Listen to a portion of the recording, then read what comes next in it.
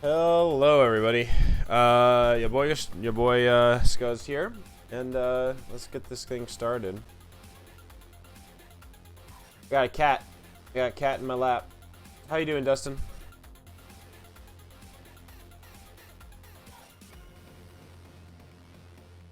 Lap cat is strong right now.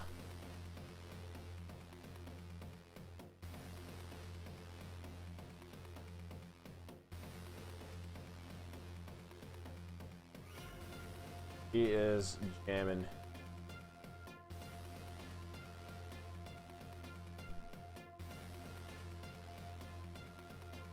Let's see, we got everybody here. Looks like it. So let's fade that out. Loki, can you not brush that? Those are the four I remember. Hello, friendos. Hello. You're not All my right. dad. I have a suggestion for game for you based off of a fighting game you've been playing recently. Is it BlazBlue No. Cross Tag Battle. Nope. No? Nope. Why not? Nope. Same people. I refuse to play Ruby character. You don't have to play Ruby characters. It It has characters from Under Night though. Yeah, I know. It has different mechanics to it that are it's somebody explained it to me last night, or either today or last night, where the game is very much what's called like smart steer, where it's not it's a cool game if you, it's like kind of almost like a fan service game in a sense. There's a bunch of really like a bunch of iconic characters put in there. However, it's not like, I don't want to say it's not competitive because it still is competitive, but it basically has like, you just like hit button do auto combo kind of stuff.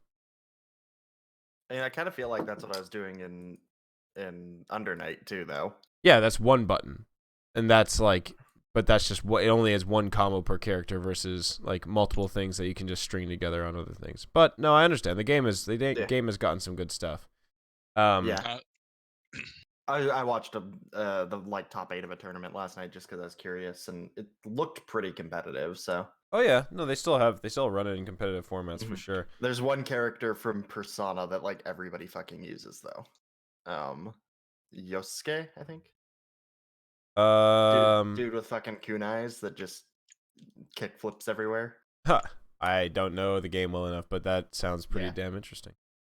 He has the fastest base run speed in the game, and also has a move that increases his run speed temporarily. Wow, that sounds fun. So he's even faster. So he just neumes all over the place? Yeah, look up Blitztank. I think you would like that character. Okay. I shall check it out. Like, I mean, I'll just post a picture. Yeah. He's dumb. He's dumb and great. Yes, here he is. I'm guessing this is from an older game, so I think this is probably him from his original game, but it's just a good thumbnail. That's the character. Oh yeah. I've seen that. What the fuck? He's so fucking dumb. Literally is just a tank with a skull on it. I love the Bandicam in that picture. I know, unregistered Bandicam. No, at least that's registered Bandicam. Unregistered Hypercam 2. Oh yeah. Those classic days. Classic. All right. Well, if we are ready to boogie, let's just get we'll do the quick summary, and then we'll get you guys into it. So, last session was the basically extraction of Uldir Ravengard from the ossuary beneath the chapel in the Grand Chapel, or the Grand Graveyard, or whatever it was called. So as you guys finished off the Minotaurs, you were talking with Uldir, hearing the two different voices coming from him, one of them demonic, one of them celestial. Felion recognizing the celestial voice as the voice of the god Torm, and the demonic voice was unrecognizable by Hamon. So you took Uldir back up the stairs towards the chapel, where you were stopped by Gideon, who thought that Uldir was a demon based off the fact that he was speaking Abyssal. Threats were made, and it almost came to blows with Gideon showing his strength by calling upon all of his undead to come to the chapel's walls and bang on the doors and the windows and things like that. But Phlipsis reasoned with the priest, saying that if this guy truly was a demon, then Hamon would have killed him on sight, because Hamon is a dirty demon hater and a dirty devil hater. So that convinced him. He's like, all right, fine, you can take him. So you guys headed back to the High Hall. On the way, dealing with an imp who was trying to make a contract with a halfling, ruining that contract by killing the imp, burning the contract, and finding a specific type of coin on that imp's body. Glimmer is in possession of this coin, and it gave him some uneasy feelings when he grabbed a hold of it. With those halflings in tow, you guys made your way back to the High Hall, where you spoke with Faria about what you need to do to get this damn thing off Ulder's head. Turns out you need to do a ritual, a kind of exorcism, on the altar of Torm. After cleansing it, you performed the exorcism, and you saw that there was some weird horned spirits that came from his head on the helmet. Fought those off, and were able to get the helmet off of his head with a clonk, clonk, clonk as it hit the floor. His visions were pretty precise. Before the demonic presence interceded in his and interfered, he had a spirit journey that was shown to him by Torm. In the journey, Ravengard saw a bloodied woman in armor, soldier wearing the colors and crest of El Terrell, grasping the longsword fit for an angel, fresh blood streaming from a nasty cut on her cheek. Lying next to the woman, small golden elephant, Lulu, rapidly fluttering her wings. An enormous loping demon threatens to devour the woman. She plunges the sword to the ground while the winged elephant made a trumpet sound with its trunk. The demon was hurled back as an alabaster palace rose up around the sword. The winged elephant fled, took to the skies, where it watched a bloody scab grow up and around and engulf the palace and the enormous demon. The winged elephant then fled, wandered in delirium before coming upon two odd bird-like humanoids, who you guys discern are Kenku, dressed in patchwork armor, standing next to a strange infernal vehicle. The bird creatures were equipped with odd weapons and tools. Lulu remembers that she fled and found these two Kenku, and that they took her to a place called Fort Knucklebone. That's all she remembers, and she flies up to the top of the tower of the High Hall and looks out over Avernus and says that she can actually see Fort Knucklebone not but 10 miles away. The party begins to prep for their descent down into Avernus and builds the Head Zeppelin, a patchwork makeshift balloon with Sonya's face on it. The building and construction was directed by none other than Sonya himself, which is definitely why some of the likeness and all that stuff was in his. That's just the way it is. That's So, just a shtick. Yeah. So as Ulder, Rhea, and Seltern and some of the other folks stayed behind to take care of the survivors and basically hold off until Elturel can be saved, you guys took off in the Head Zeppelin, heading down towards the battle-strewn wasteland of Avernus. As you descended, you noticed that there was things climbing those chains that were attached to Elturel itself. And two of these things, large gorilla-like creatures, leapt from them, trying to attack and assail the balloon. They were repelled away with attacks and spells. And as you got closer to the ground, Gargoth, the shield on Aphelion's back, spoke out and said that he recognized one of the generals. And you guys all saw this large general. This, why am I blanking on it? Lucille, the pit fiend Lucille, commanding one regiment near one of the chains that is dragging down Elturel. Seems that Gargoth had a past thing with this Lucille, and Lucille spots the balloon as well and sends 24 spine devils flying in its direction. They don't attack the balloon directly, but instead use their tail spikes to try to puncture it, and they do, bringing it down with a little bit of like a. The balloon slowly descends down onto the ground, slowly crashing. But before it reaches the floor, probably about 100 feet, 200 feet away from where this battle is happening around these chains, Glimmer recognizes a face on a devil who removes his helmet next to Lucille. And I would say probably, Glimmer, you can tell me this. Glimmer never physically knew his father, right? Right. Yes, so this is probably, you recognize the face probably from, it could be like paintings or images that your mother had of your father, or descriptions even, right? So Mhm. yeah, you recognize your father's face, standing next to Lucille as you don't hear what he says, but he's reporting to Lucille something. And that is where we pick up for the evening, as we catch just kind of like the sound comes back into the scene as we are looking at Glimmer's face, kind of in awe. Glimmer, what's your reaction to seeing this? It's kind of disbelief and awestruck. Like, no way, not here. Kind of look.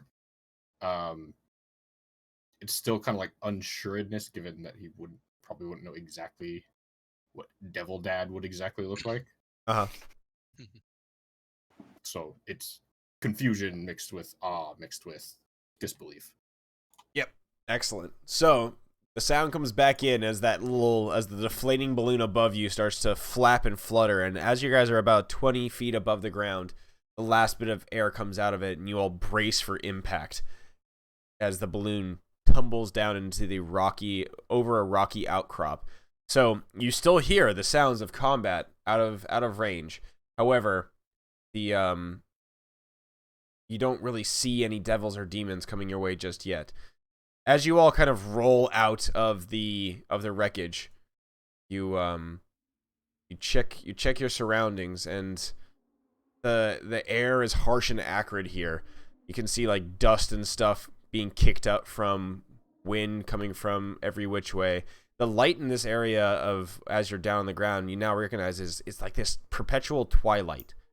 There's no sun in the sky, but you just see kind of this odd pale red light just from all around you on the horizon. It's like that perpetual like northern like what fucking region is it? Like the Lapland, like northern Finland, like that perpetual kind of evening type of thing. There's a name for that. I'm also blanking on it. Yeah. So with this low red light, it's crepuscular. Nice. Yeah. So with this low red light, you guys look out over the area, and Lulu rolls out and flutters rolls out of the balloon, rights herself, and in her little squeaky voice, she just says, I think it's that way. She points out to like the west with her trunk. Right. From behind you, you hear a bellowing sound, and those who understand Infernal hear a loud voice that says, "Find where they went. Go and get them. It could not have crashed too far from here." Was it? I think that is our Infernal. It was What is it saying? Infernal, I think. Yeah, so it is an Infernal, and in So your it was a mind, devil. Okay. yeah, it is a devil, and in your mind, Aphelion, you hear, "Oh man, that voice, I haven't heard that in so long. It's so beautiful. Ah, she still got it." Uh-huh. I'm sure you listened to her many a times from under her bedroom window. Now let's go. Yikes. yeah, and there's like a low chuckle in your head. It's good to be home. Oh man, I think it's about time I stretch my legs. Uh-oh. And you feel the shield on your back like start to vibrate and shake. And there's a moment of silence. The fuck? I was supposed to. I'm back on Avernus. I'm back on the ground. I can see it. What's going? God damn it! This is so stupid. Can't believe this isn't working. You son of a bitch. You get to leave when I say you get to leave. Now keep quiet, and we'll make our way away from your ex/ex stocky. I was supposed to be free as soon as I got back to hell. God damn it. Well, obviously didn't work for you. He's just silent. Looks like he's pouting. Perfect. All right, you start to hear the sound of heavy kind of like you still hear that noise of the combat going on right now. But you also hear that like you now hear a second sound of heavy armored footfalls. Right, we need coming to in get your out of here direction. before Gargoth's ex-girlfriend gets to us. That does not sound like an argument I want to be in. I agree. Let's move. Lulu? Wait, did you just say that he has an ex-girlfriend? Yeah. So how did big. you shield have a girlfriend? I mean, Is it's the demon that's in the shield, but yeah, you know. I mean, imagine being turned into a shield is a pretty big breaking point in your relationship. Honestly, I get the vibe that he less of an ex-girlfriend and more of a he admired her from afar or like uncomfortably close without her knowing about it. You know, I kind of get the feel that like he'd found like a you know, a nice little like patch of bushes underneath the window to her house, kind of a thing, you know? Maybe that's standard for devils. I don't know. What's the mating ritual like here? Yeah, that's actually a good point. You hear the sounds getting closer of those heavy boot falls, and you see Let's- Lulu like, like into into like bobbing up and down in a little wing. She's like, "We gotta go, we gotta go, we gotta go." We can talk on the run. Yes. Sure, let's go. We go now. Okay, so you start to head off towards the west, towards the direction that Lulu is flying. She leads you going forward. All of you guys give me athletics checks as you look back over your shoulder and you see about three dozen devils on your tail. Right. Are they all different types of devils, or are Yeah. they? They are. Okay. You see what you recognize as like an armored bearded devil. You recognize the kind of snaking, the snaking tendrils from his mask, and with them are accompanied by basically like spine devils and spiked devils. So there's some big boys in there. That's what it sounds like. Yeah. Okay. Maybe we save the devil killing for another day. We got to get up here now. As I'm carrying Churro with me because his stubby little legs can't keep up. Mm-hmm. Athletics checks. Give him. Do I want to use inspiration on this immediately? I think I What is do. inspired Actually. audience again? Is that advantage or is that +4, +3? Which one? Inspired audience. Ruval Beer is. Oh, yeah. Let me look at it. That I don't is remember. going That's to advantage, be right? advantage. Yeah. Yeah, dog. Let's use that on athletics. Yep. Oh! Damn. I'm gonna use my native inspiration on that. Would the aura from Sonya help with this? Not a saving throw. Not a saving throw. My This is a skill town check. divinities only athletics for myself. Okay. All right. Need to roll up a Fliptus. I'll use my inspiration. Oh, Did my not need it. goodness. That's fine. She definitely. So she starts to run as well. Crits it. Okay, that's wow. Nice. Crit Nice. going down to 18. Yeah. Okay, so you guys are all starting to hit the fucking road. The dust puffing up from your feet, the acrid air blasting your lungs as you start to try to put distance between you and this pursuing party. And you guys look and you see Glimmer is falling a little bit behind. I'll catch up from back here. Does it look like he's at a risk of falling behind to the point where we might, like, it's going to be dangerous, or is he just slightly behind us? Let's see.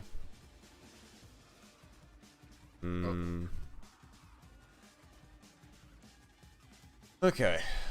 Who's here? Alright, well, it's just gonna be the faster boys. So they're gonna roll an athletic check to try to get to you as well. Come on, friend, run. Yeah, get your ass going.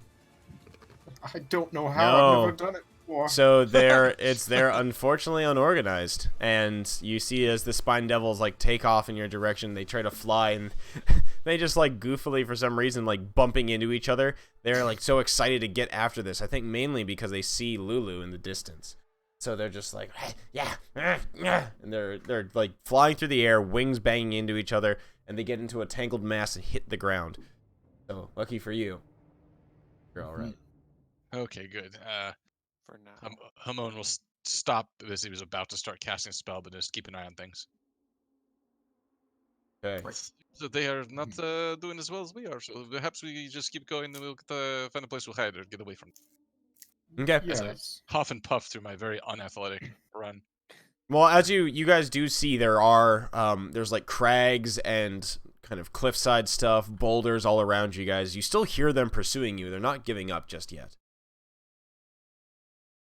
I want to use, as we're running,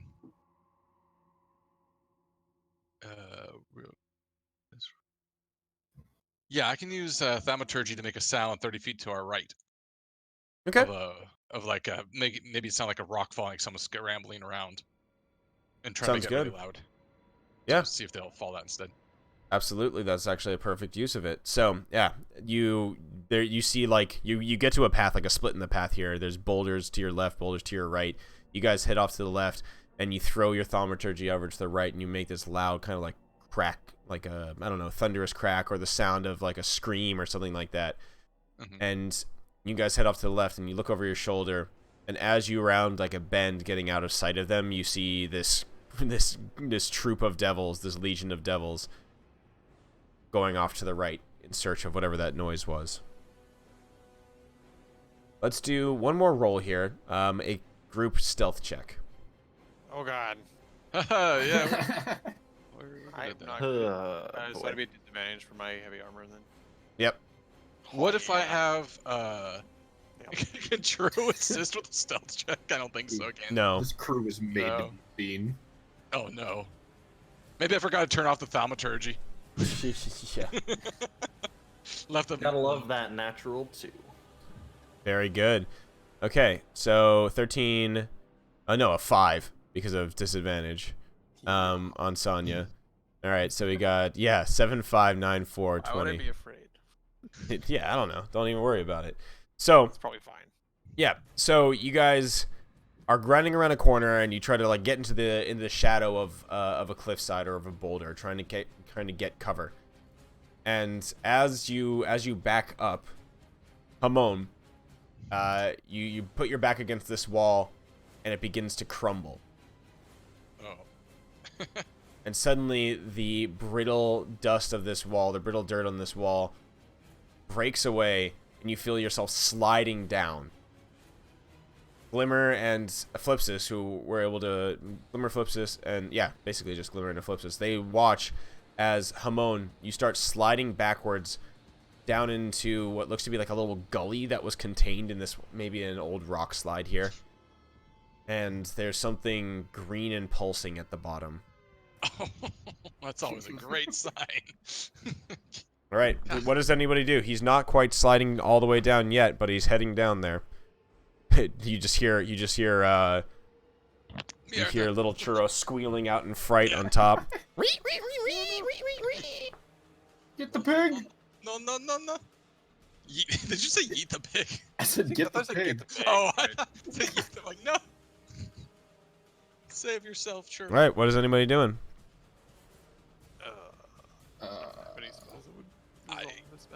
I mean, he's sliding, basically like he's sliding down on his front, about to go down into this gully in this kind of like, yeah. Alright, I will jump after him. Jump at him.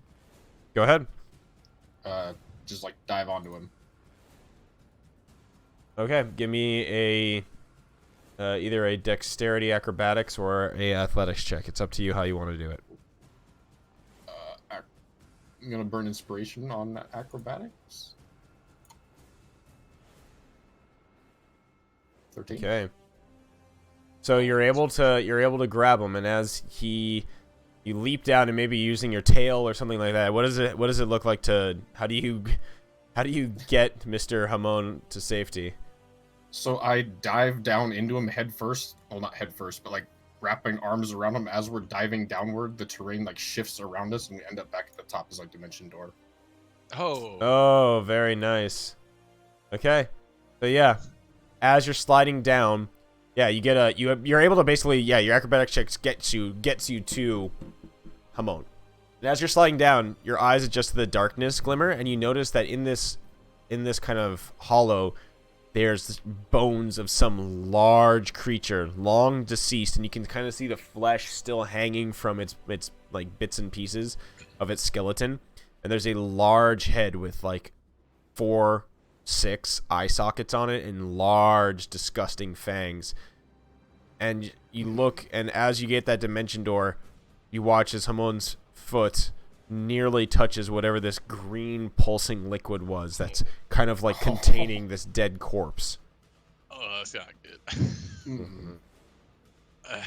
When we get to the top, I'm breathing heavy for sure, and I'll look up. I'm sure my cosplay hat is a little askew at this point.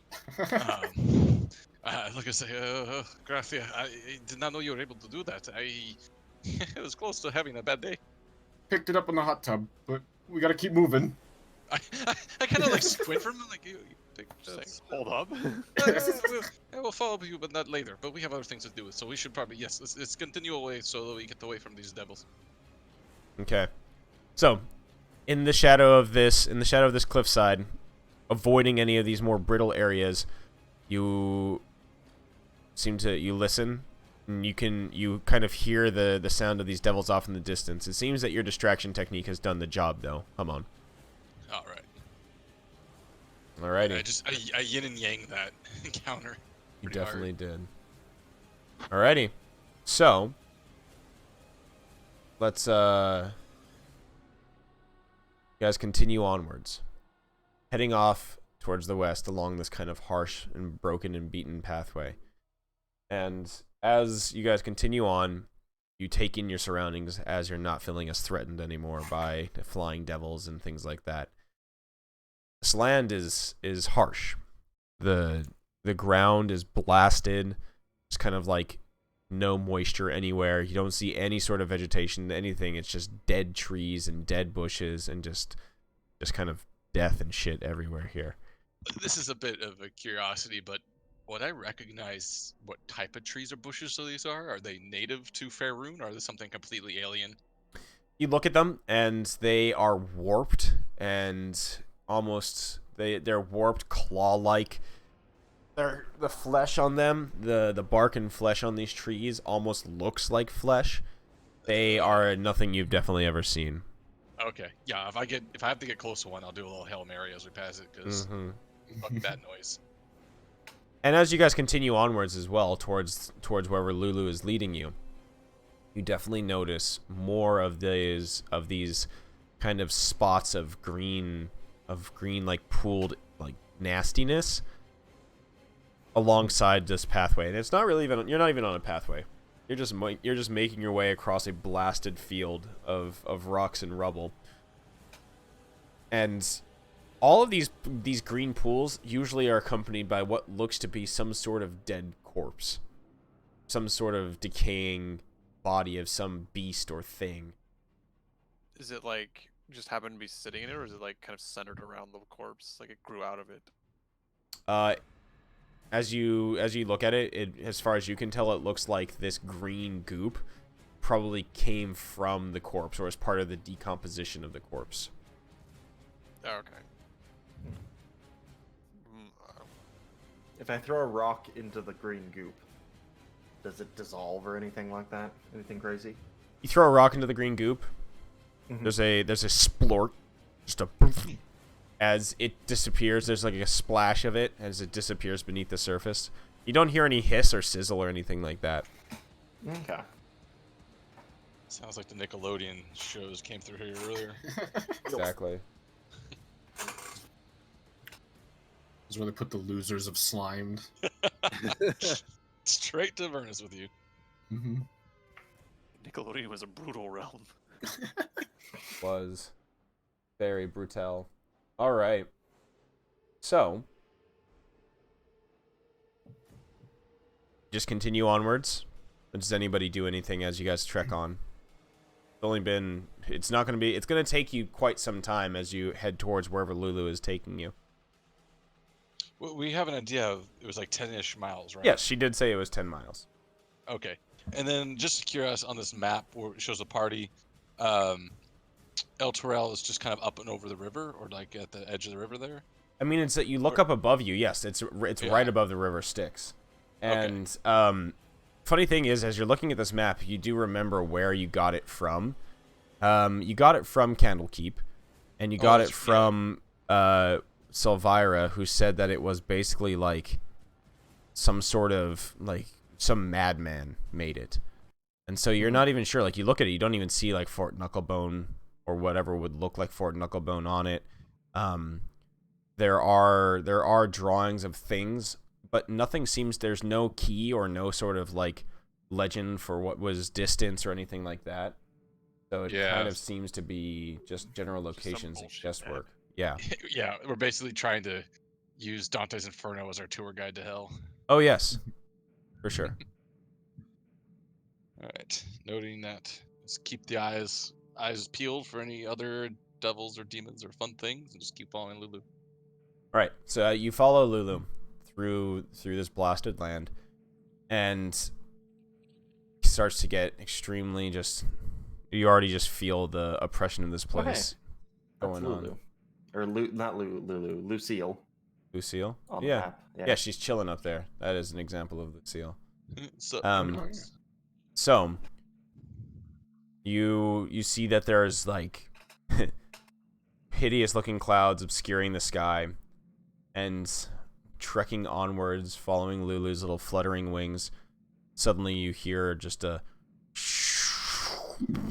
as the clouds burst apart and are torn asunder by a meteor just falling from the sky. Way off in the distance, though, nowhere even close to you. But you just watch, everybody just watches in awe as it just streaks through the sky, a flaming orb spewing black smoke behind it. And then there's just like an audible kind of as it crashes to the ground probably miles away from you. You feel the ground vibrate and you see the stones jump and skitter around you as the vibrations of the explosion pass through the ground. Lulu looks back at you all and just like, we just gotta keep going. Just keep your eye out for those things. It's seems pretty gnarly. I'll say. Sounds downright cataclysmic. I learned that word in Candlekeep. that is true. Yeah, we're all kind of looking at you like, where did you? Like, whoa. Yes, it's like a giant cat, is my understanding of the term. It's like a 4 or 5 syllable word. I'm impressed. Gargoth lets out a sigh. It's if only I could smell the smells and see the sights, but I can sense it. Oh, I'm home.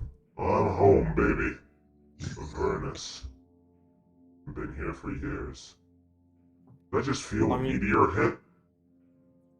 No. I think your home for now is the shield, and you should stay used to that for the time being. There's another kind of grumble. Fine. Don't expect me to help you out at all. Guess I'm just along for the ride. Yep, pretty much. The trek continues onward with little to note other than every once in a while you guys start to hear like a little buzzing sound. Sonya, you feel something on the back of your neck. There's just like a little nibble, little bite.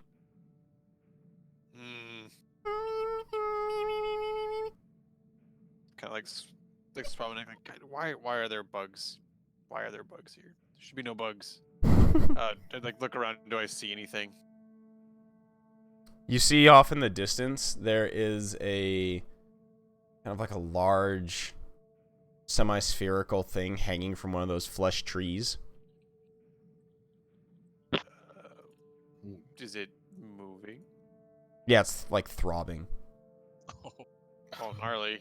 Do I feel like it's trying to get my attention with this thing, or With this throb? Nah. It just looks like Okay. it's some nasty... I mean... Sonya probably has accidentally shot or accidentally ran into a hornet's nest maybe in some point in his life. Looks just like a really large one. like a swollen hornet's nest, basically? Yeah. You can see now that you like squint your eyes against it, against the burning wind that's kind of blowing over this ground. You can see there's like a cloud of some sort of bugs swirling around it. Keep watching. And you hear what sounds like a low groan. I mean, obviously the characters don't know what this is, but it sounds almost like the level of like a helicopter. So that's what. You see coming from around a hill a large dark shape, its wings vibrating in the dim light, and it streaks towards that nest, and you just can kind of get a glint of a sharpened spine or a sharpened stinger on its abdomen as it just dives into that nest, spearing it through it. You see a large bug-like creature wrap its claws and its legs around that nest. You can see its abdomen like pumping venom into it, and it just rips it from the tree, and then that noise keeps going. Hijacked. Yep. And you watch as this large wasp-like creature, I mean, about the size of... How big are those things? They're about the size of a giant wasp. They're about the size of... No. They're bigger. Well, maybe, I mean, giant, so I guess that makes sense. It is a large... You look at it and you go, that is a large creature. That is a large creature. Yes. That is the word I will use. Yes, Wow. it is fucking big, and it just takes off into the distance, carrying this hive, dripping some sort of like strange liquid behind it. Does it look like honey? Give me a nature check. I would like to obtain this thing and then purify it at some point. I really want to see this scene, but narrated by Adam. Oh yeah. Yeah. It definitely does not look like honey to you, but it looks interesting. I would like to attempt to seize the creature's gains. You want to see? Oh, okay. You want to? I want to like either like swat the bug and take the goop for myself, or like catch the bug with the goop on it. Ideally, just take the goop. I mean, there's liquid goop all over the ground where the hornet stabbed this hive. The thing's pretty much like you had to have acted pretty quickly. It was off in the distance, and that thing is carrying it off, and it's pretty much long gone at this point. However, Okay. you could still inspect the goop. I will inspect the goop. All right, so you guys watch as Sonya stops for a moment. You all see this shit happen, and then he treks off whatever path you guys are on and heads in a perpendicular direction towards where that nest was. Do you see? Sonya, Yeah. we're kind of on a time constraint here. Yeah, and in hell. Yeah. Yes. Yeah. Yeah, we need to, we don't I'm want to moving be. towards that. Yeah, we want to move towards the safe place. You know, We in don't hell. want to. But we're in hell. Yes, According but to you. Is there- there's a safer place we can be, and we don't want to get caught out here needing to rest. Does We'd rather be at the safe place to rest. Yeah. does the big bug thing look like it's a devil or a demon? As far as you can tell, no. Okay. In that case, The I will- the big bug thing looks like. I mean, it's a weird big bug. creature or something, but not like inherently. yeah, it's tough. Not It's getting tough to the tell vibes. from this far Okay. away. Yeah. As much as I would like to chase down strange creatures in hell to kill, but I do have to agree with the shorter one. I think it's time to keep to a safer place. Yeah, but like by the time I could have just gotten the thing by the time you guys were telling me not to get the thing. So Well, I will find you another. I think it was a ways. Wasn't it a ways off? I thought it was like. It was like 50 feet off or so. It wasn't like right off the Yeah. road. No. yeah, Yeah, it's like we'll, 6 seconds for me. You know, the place we're going to try to find a place to rest, I'm sure they have a key thing there. We have it All as right. But if they don't, well. We'll I'll find punch you. a pig. Lulu No, flutters do up and not touch down the pig. impatiently. She's just like, Yep. Let's go. All right, fine. Vamonos. It's fine. There's two things I I can will- be sure there's plenty of in hell. It's going to be wasps and mosquitoes. You'll be fine. I will keep an eye out to see if I see any more of those. Well, I didn't see it. I just saw the bug. I didn't see the nasty flesh sack. yeah, you did. It's probably fine. It's probably fine. All right. So you guys continue onwards And time is weird here because you don't really have any sort of you have no real bearing on like the course of like any sun or anything like that, because nothing seems to really move in terms of sun setting or rising. It's just that perpetual twilight. And you begin to see something looming in the distance, getting higher and higher. And you do see a large hill rising from the terrain.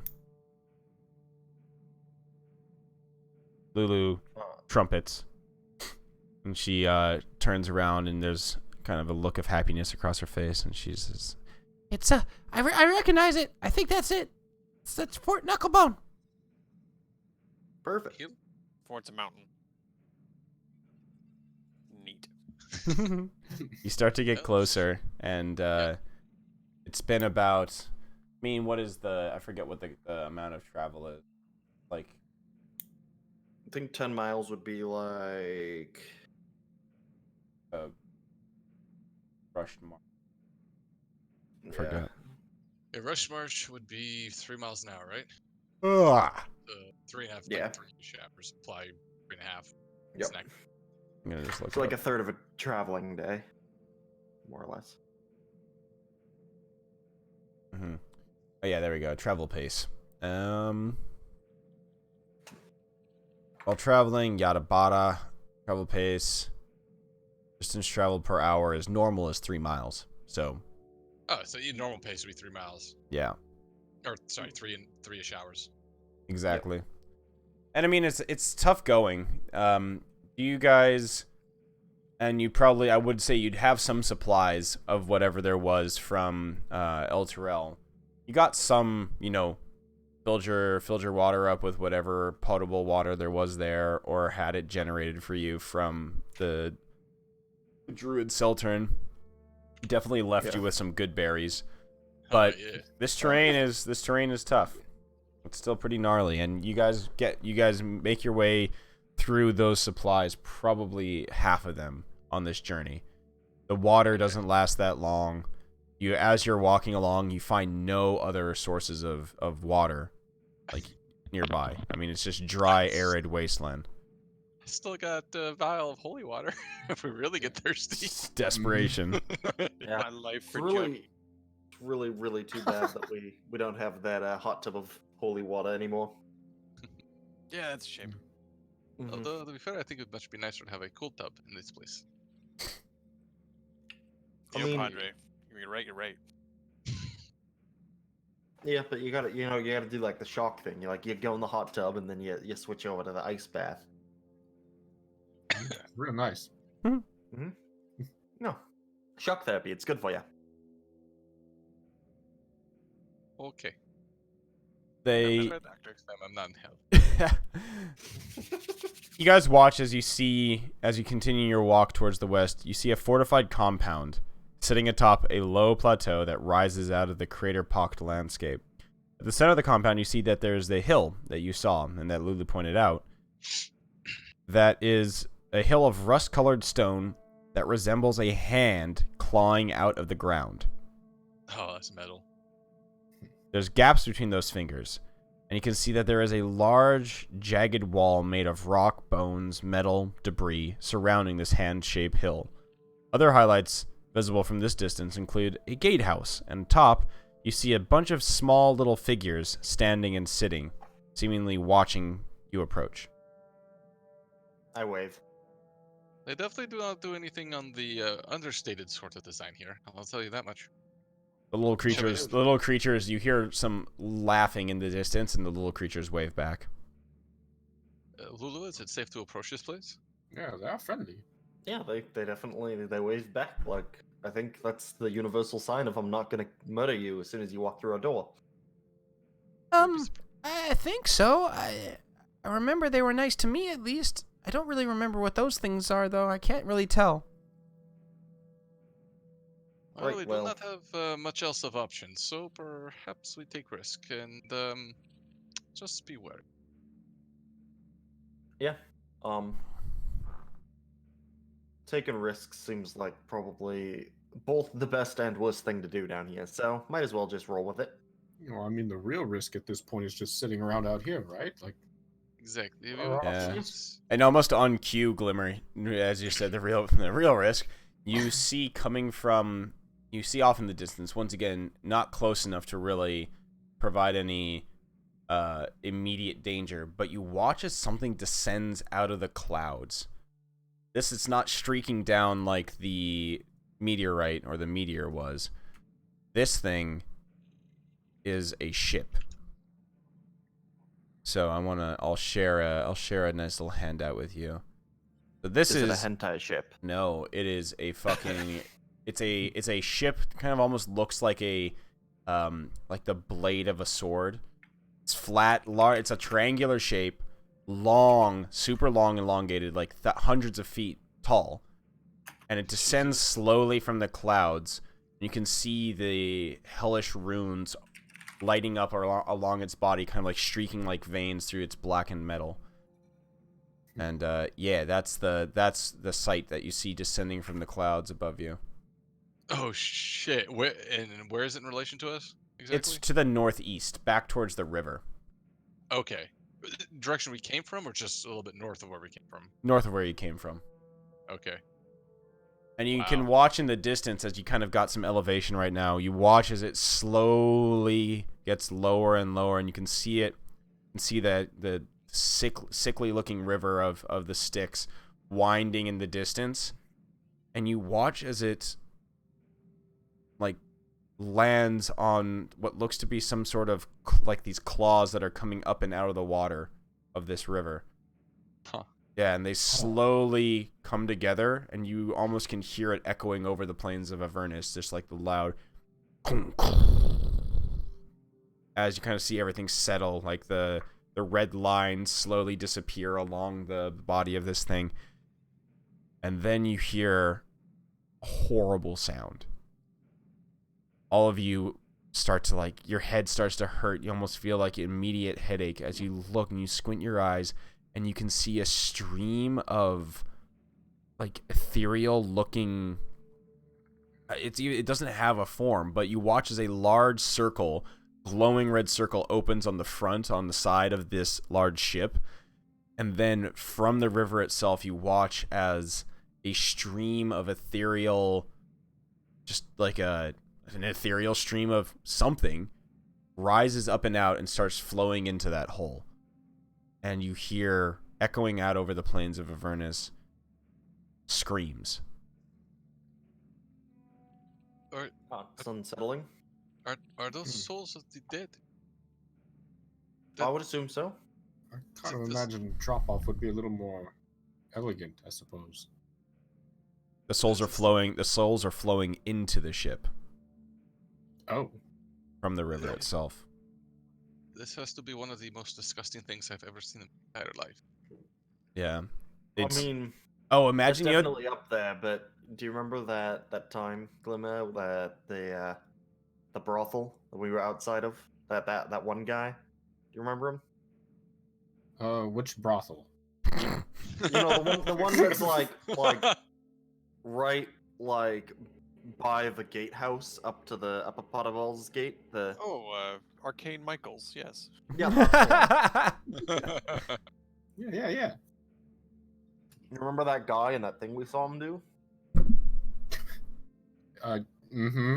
Regrettably, yeah. Yep. That's got to be number one still, even with this reverse urination of souls that this big machine is doing. You hear the sound of, like, basically it's the sound from Monsters Inc., like the captured screams of that's just like that playing out just really loud, echoing, not like right in your ears, but you just kind of like hear it blown by the wind. And you watch as you keep marching towards the gatehouse of this fort. You watch as that opening slowly closes up again, and you see the stream disappear, kind of fall back fall back down towards the river. That loud kind of clunking, chunking noise as these two claws unhook themselves from this ship, and it with a kind of an ominous, just like that bass sound of like Yeah, just like this the low bass noise of a large entity or a large vehicle moving. You just see that ship start flying off towards the east, towards some unknown destination. Just like Solar power. Oh my fucking god. what'd you say? Solar power. I didn't want to. I didn't want to respond to that one. Sonya dies. Take massive psychic damage. Massive psychic damage. While it's flying, I think if unless we're like walking at this point, Homo's just gonna be sitting there transfixed, watching the ship. Yeah, Just kind of like zoning out, just staring at it. the reddish orange veins through that like lance throughout the metal glow again as it starts to pick up speed, and you watch as it actually kind of like drags its. So it has as I said, it's like an inverted pyramid with the with the top being flat and the tip of it being actually closer to the ground, and you actually watch as there's a cloud of dust and debris following behind it as it actually is like dragging its razor tip through the dirt and debris of Avernus. Jesus, give it. Do I hear BFG Division playing? Because I feel like I should. That definitely is. As it heads off, it's fucking it cranks up its stereo and you just dun dun dun dun dun dun. So, yeah, you all shake off the headache that came with the screaming souls and turn your attention back towards this Fort Knucklebone. Here's a good view of what that looks like. Oh damn, that's sick. Yeah, so you do see this. It is literally like a hand rising from the earth. And you guys approach this gatehouse made Mad Max style out of debris, sharpened steel, jagged pieces of torn apart machines and vehicles or something or other. And the area enclosed by the rampart, it's littered with trash, mechanical parts, some put together. Oh no, that's when you get a little bit closer. So, as you get closer, you do notice that there are 6 little entities on top of the gatehouse. Lulu stops and looks up at them as you're about maybe 30 or so feet away. And they stop their cackling. They're like talking amongst each other, like cackling and laughing. And they immediately stop as you guys get close and look down at you. They're small little things, probably like no more than like 2-3 feet tall. Hello, we come in peace. We're not devils. Or demons. Or Are you a demons. devil? Are you a devil or a demon? They look at each I'm other. not. They all look at each other. They look back down at you and go, No, we're not. Okay, Yeah, I have no problem. Yep, I think we're all on the same side here. We have the pleasure of introducing ourselves. What are you exactly? We're employees. My employees, then? No, that doesn't work here. You watch as they all seem to. As you look at them, you all realize they have some kind of like. It almost looks like they have a uniform. They all have matching outfits. Dude, nice. Can we come in? What's the password? All's hell that ends well. You 1, hear 2, 3, 4, 5. you hear the other one. You hear another one laugh, and it's just like You stupid idiot. We don't have a password. Why are you asking for the password? No. You dum-dums. All right. No. You see that pool of green stuff over there? He points off, and you see another one of those strange goop green pools where some like small unfortunate creature died. You know, it's maybe about a foot in diameter. You, Yeah. the gold boy. Me? Yeah. You look around as if there's anyone else. You look pretty. Oh, thank you. Stick your head in that pool, and then you can come in. I'm not partial to doing something like that. Is that the When you only? say his head. Which one? I mean, that face, the one with the face, you know, like the one that the horns and the face on it. Never mind. If you're not gonna do that, we gotta figure out something else. Mm, Yeah, sure, I want there's to another insight check compensation. him. I want to insight check him for the reasoning, I guess. Does he seem malicious with the wanting to put into the green goop? these guys seem quite one, yes, malicious, and two, more like you can see as they're like they whisper amongst each other after this, you can see that they're just like they're fucking around. Yep. How Oh, about you let us in? We'll talk, and then we'll discuss whether or not putting our faces into mysterious green liquids is something we're willing to palate. Well, fine. You can come in. But, you'll see it isn't that bad. I mean, the madcaps do it all the time. They're not that bad, I think. Well, no, some of them are pretty bad, but yeah, you'll get to know them. You got any food? We'll take that as payment. I put churro deeper in my pocket. I have Do we ever? a few I have rations. technically I still have rations. I've not been checking them off, but you said Yeah. we used like half of those on our trick, or Yes. which means I have 7 rations left. I have not been keeping track of rations. Don't worry about it. You basically like Yeah. the I'll rations offer that you some. have left are probably not going to be that great. As you were Uh-huh. eating them, you were mainly eating the good berries from Seltern. The rest of your rations basically turned to dust as soon as you arrived in Avernus. Oh, Hmm. cursed. Yep. meal. We don't have any food really. That's why we're looking for shelter. We do I- have these pretty wild berries, though. Yeah. Yo, these what? will- You got berries? I haven't. Yeah, dog. I got some berries. I'll pull out a plastic bag with some berries in it. Like, I will warn you though, it's more for the effects than the nutrition. Yeah, don't eat more than one in like an hour. You're not my mama. You can't tell me what to do. You know, It's everyone more of has a to learn. suggestion for your own health and safety. You know, I With give these this sort of, information to you in good faith. these sort of berries, everyone kind of has to learn the hard way the first time. You know, it's you can tell them all you want, but they'll take 4, and the next thing they know, they're waking up 3 days later. Yeah, I mean, 3 days later, missing some limbs. Some new acquisitions. All right, you give me one of those berries on the way in, and we'll call it good. And he calls over his shoulder, goes, "Open it up, come on!" And you watch as the large gatehouse door like rolls to the side, and the spiky, spiny debris gets moved out of the way, and you can see inside of Fort Knucklebone. And they invite you all in. Come on, just give me that berry on the way in, Golden Boy. All right, you got it. You got it. And I'll slip him the bag. Yeah. I'll not discreet like. Happily accepts it. Does he eat them all in one go immediately? You pay attention to that? I do. Yes.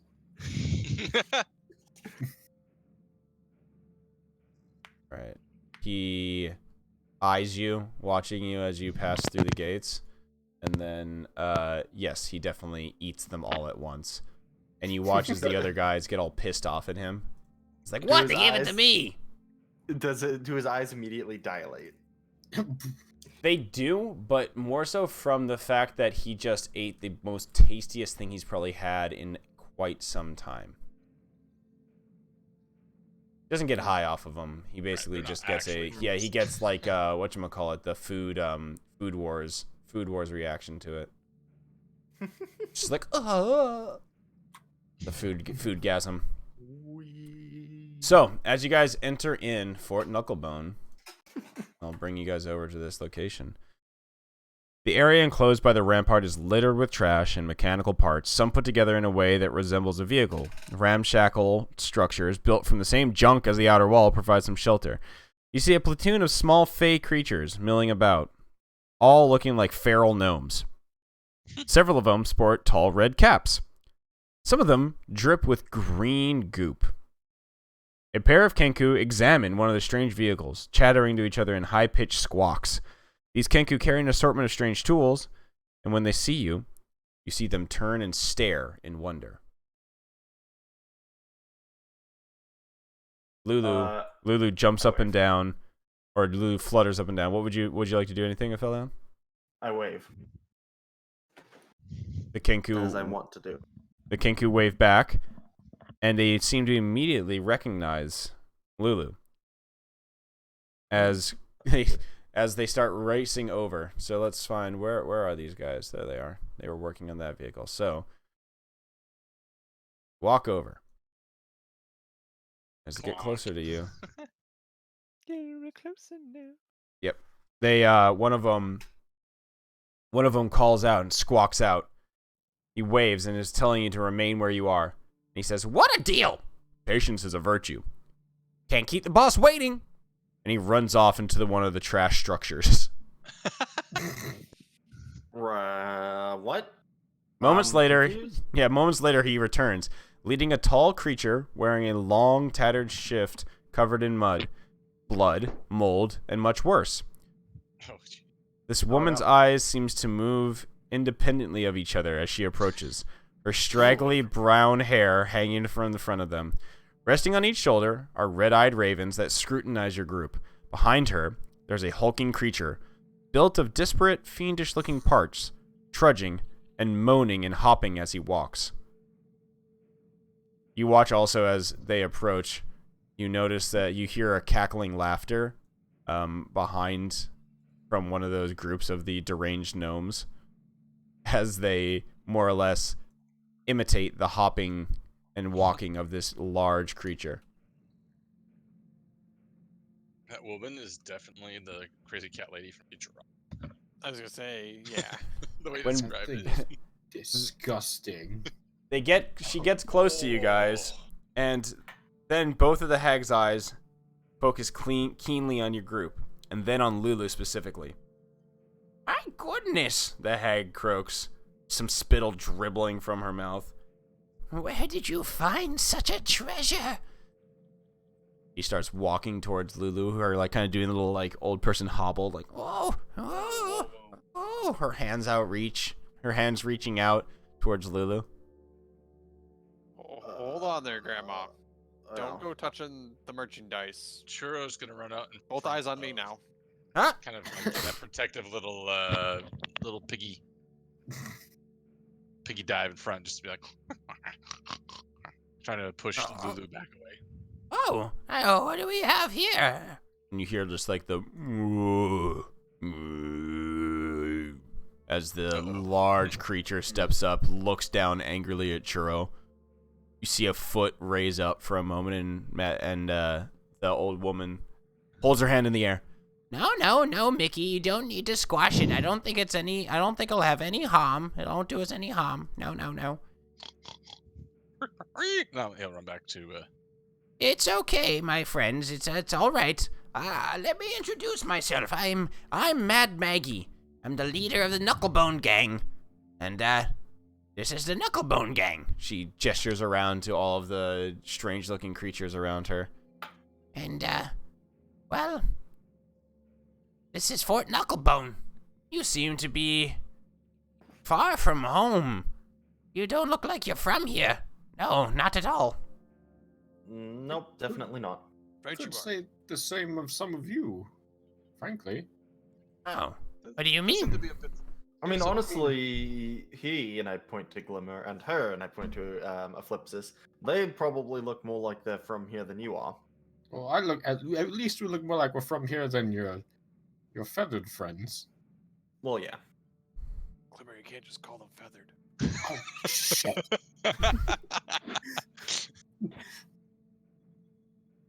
What were you Fine, gonna the say? other yellow half of him. What were you gonna say, Hamon? Oh, I was saying based on what they just said. Yeah, she seems a little more out of place. What I mean to say is, we're in the hills, but you're not a devil, and that's a good thing as far as I'm concerned. But She smiles. friend here. She smiles. You don't know that. That's a fair point. I don't get the vibes of you being a devil, at the very least. But a friend Lulu here seems to remember something about this place, but her memory's a little bit spotty as of late. So we're is just being cautious, you know? Yeah, of course. Oh, I recognize Lulu. She came to us quite some time ago, and I know who she is. She was once the companion of the current warlord and archdevil of Avernus, Zariel herself. I believe she was there for Zariel's fall, and her rise to becoming the archdevil she is today. Ooh, she wrings her hands together. Oh, those memories, they would be so tasty. Oh, so scrumptious. Oh, I think I want them. Yes, I will help you. Yes, I will help you. I need to help you. Must have those. I must know those memories. I must witness them myself.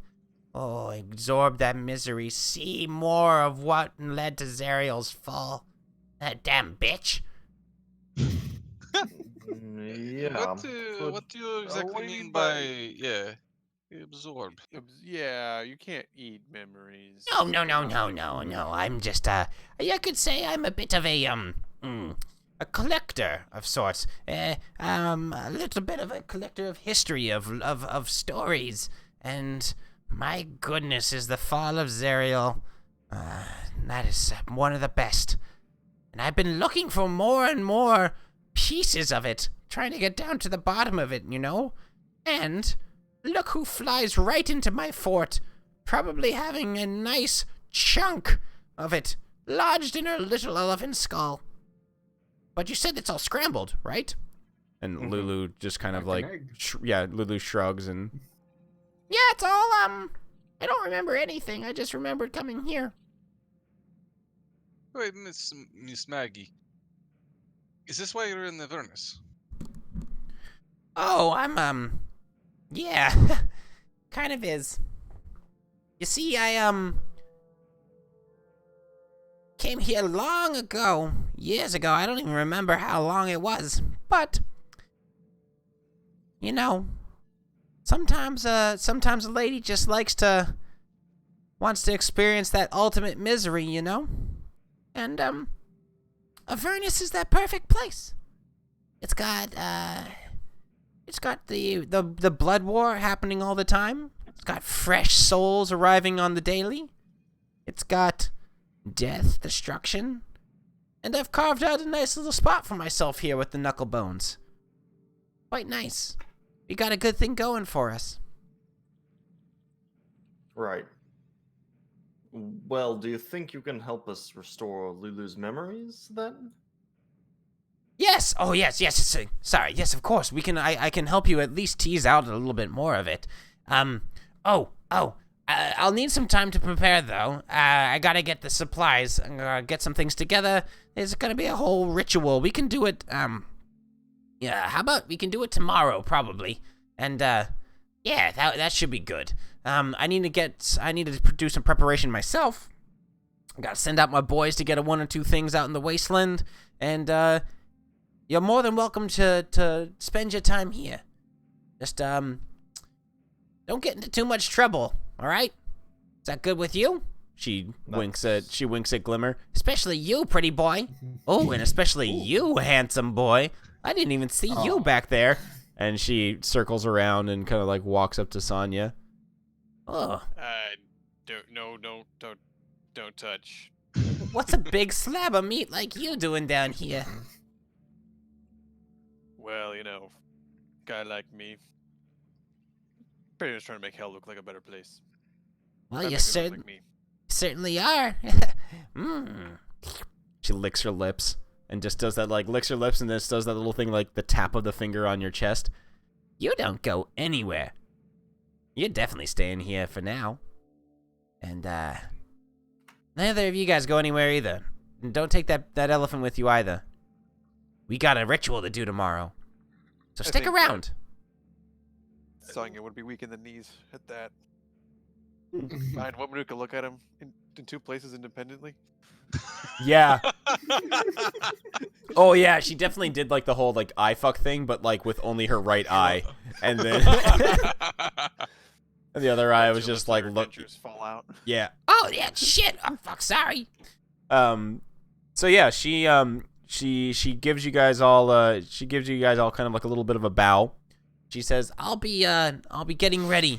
You can find me in my abode." She points off somewhere to the north. I gotta figure out which abode is hers. Which one of these pieces of shit is her house?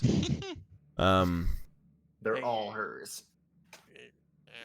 Actually, they're all everyone's. Communist hell.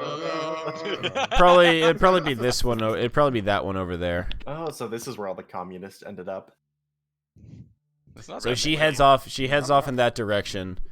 She heads off in that direction, and you see her just say, "If you need me, I'll be getting prepared in my hut." And Did she just look Sonya up and down and then go back to her bedroom alone? I'm going to Is my that what bunk. just happened? Yeah. I'm not going with her. So Fair enough. you're now just kind of left to your own devices around Fort Knucklebone. You guys see Clonk and Chukka, the two Kenku. They're quite interesting looking as well. You notice that one of them has wielding a pike, and has and the other one is wielding a hammer that's glowing with orange runes and veins throughout it. We saw them working on one of the machines, right? When we Yep. came in. They bob their heads and say, "Thank you for your time. Gotta get back to work." And they head off in the direction of that machine. I'm just take a moment, look around at the rest of our group. Well, that went a little bit interesting. I did not expect to find a hag who was so eager to help us so easily. But as it seems, we do not have anything else to do or place to go. Hamon, And I'm gonna stop you right there. That is not a hag. That is a woman. You respect her. I mean,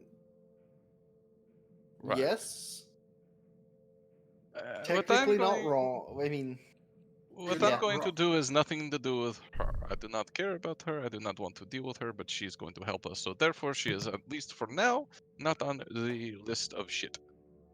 But for Check What- in on that whole memory eating thing.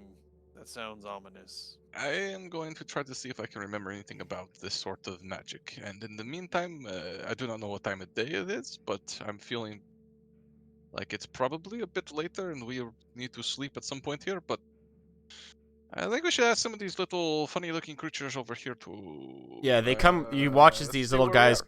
these little dudes are coming closer to you guys. Mainly they're observing Lulu, and as they get closer, you notice that these are the ones that have their little caps drenched in green green goop.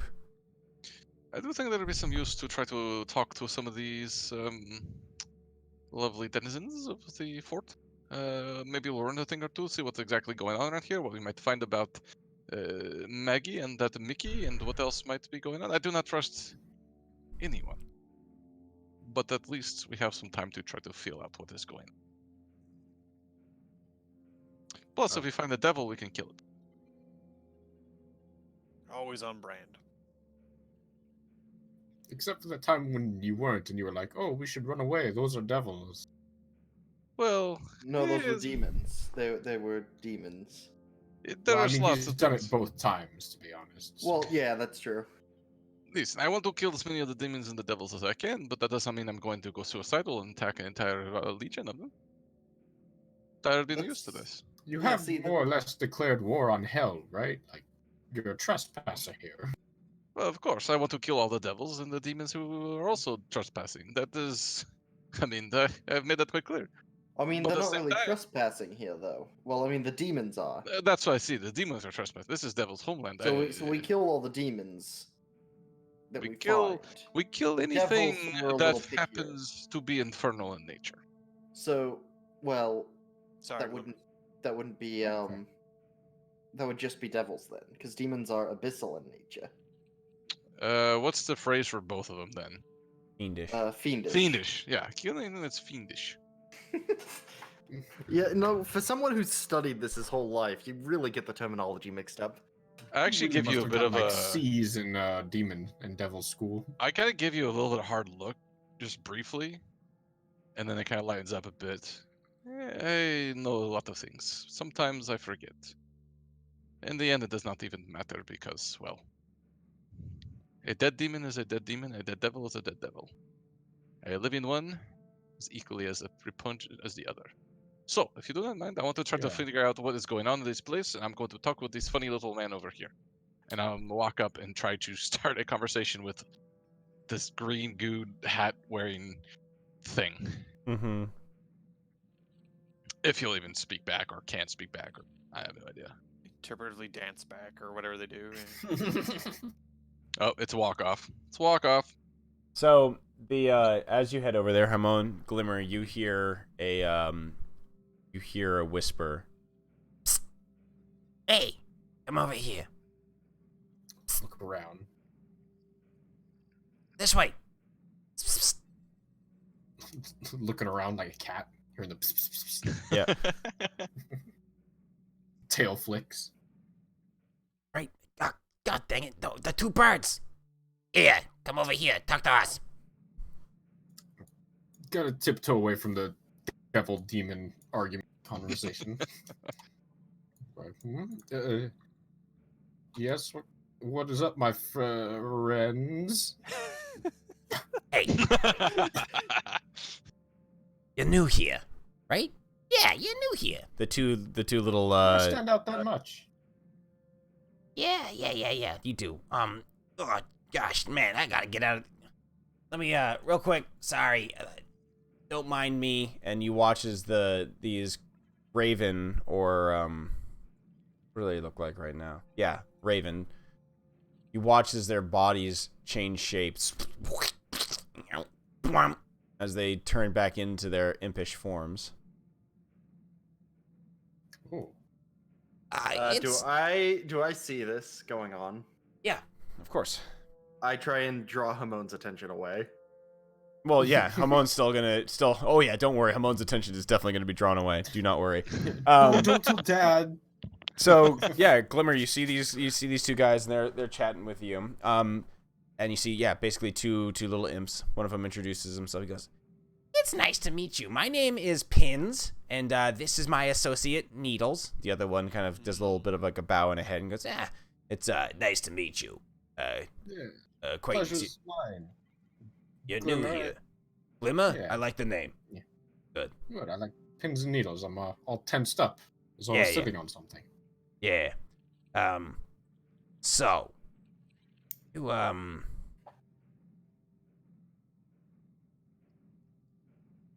think that you can help us out. You got a thing, you see, and, because you're new here, kind of the perfect situation. Yeah, it's a little bit of perfect situation. You see, need you to do us a favor. I don't often do strangers favors in hell.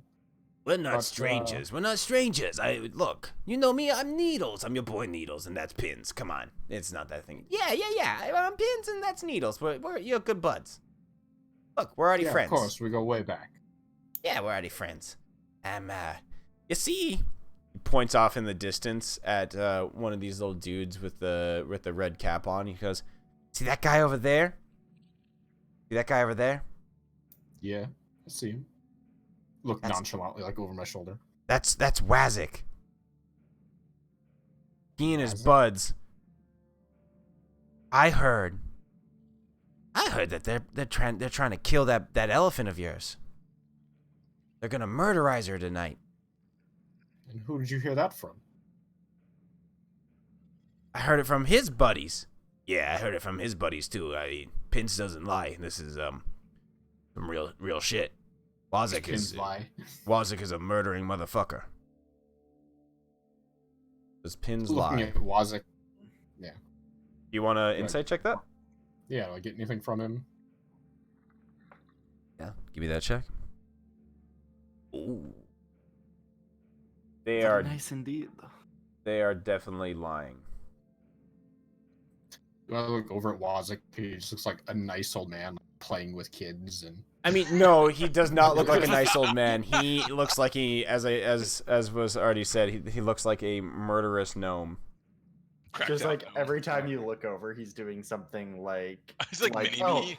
it's like he's like at a homeless shelter over that suddenly popped up Yeah. over there serving soup. Yeah. And you look back, continue conversing, look back, and it's like, oh, he's helping an old lady across the street that wasn't there before. He is actually at the batshit. moment. You actually watch it. He's following around the large hulking beast that is Mickey, following them around with a bunch of these other red caps and mad caps, and like following in like at a distance and imitating Mickey's limp. I can see they're what just- you mean. They don't seem like the kindest guys, kindest fellows. And they are like cackling. You know, they watch as Mickey stops and just like oh. Looking down at his foot, and then he like tries to walk again, and then the Wazik starts to imitate Mickey, like doing the moans and doing the walk, and then the little madcaps, the ones with the little green hats, are like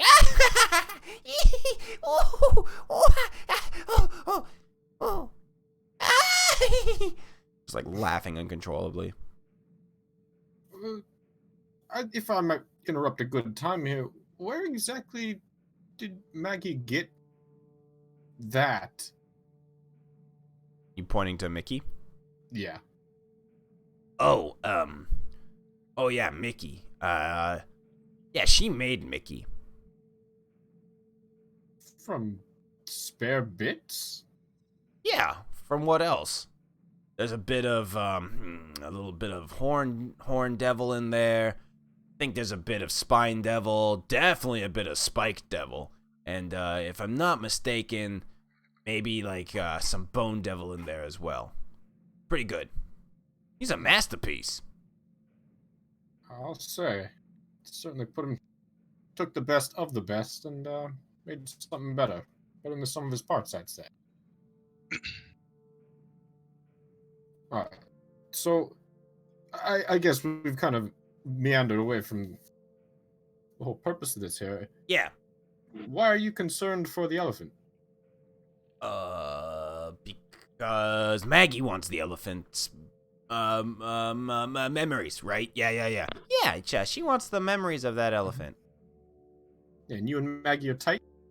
Oh yeah, we're real tight. Dude, it's the best job we've ever had.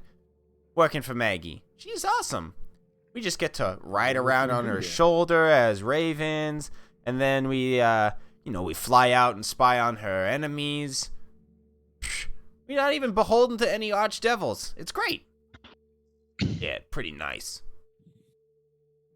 Just some free Roman imps. I can't say I've heard of that. Yeah. We're off contract. Good. Freelance imps. Yeah.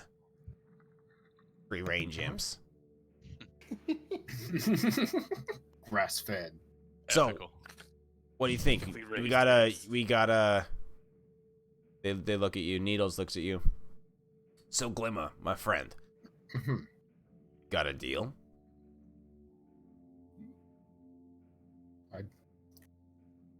Exactly what did you need me to do to Wazik? All you said was that he was planning on hurting me. Kill Wazik. Murder him. Kind of Kill him till he's dead.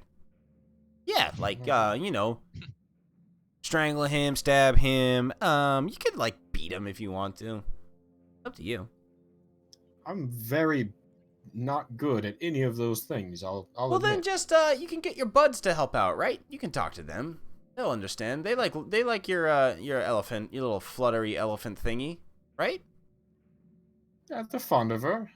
I don't know that I can promise anything yet. We all have elephant's best interest at heart here. But we're strangers in a strange place. Don't know how easily we can just go walking up to Wazik. We'll have to come up with a plan. Something to discuss with my boys and girl over there, and we'll have a chat. All right, you know where to find us. And they turn both back into ravens and fly off and like perch on a rock nearby. Turn tail and head back. All right, back at the group. Hamona's surrounded by these little dudes. And they're all just kind of like, they're like knee high to him. And they're all just like looking up, mouth agape at Hamon. And just like, funny pig. And they point at the pig. Food. They all start just all in common, and they all start echoing. Like, then there's just like a chorus like fucking seagulls as all of these four are just like, food, pig, food, pig, food, pig. With those tokens, I just imagine that they talk like Muppets. Yeah, their head just goes up. It's like, It's like when they laugh, they just do like the full 90-degree thing. Yeah, their mouth just opens up. Seeing that, I'll go ahead and snap fingers and get Churro out of here. You And snap look your back. fingers? Yeah, Yep. so Churro should vanish out. Yep. That should work in Avernus, right? Because Yeah, it disappears. yeah, it's a different. Yeah, okay. Oh yeah, no, the pig has no food, but I can give you some food, perhaps, if you can answer some questions. Do you have the mental capacity to answer some questions? You watch as their brows furrow underneath their caps. And they go, questions hurt. No questions. Hurt brain. Hurt brain. No questions. Questions bad.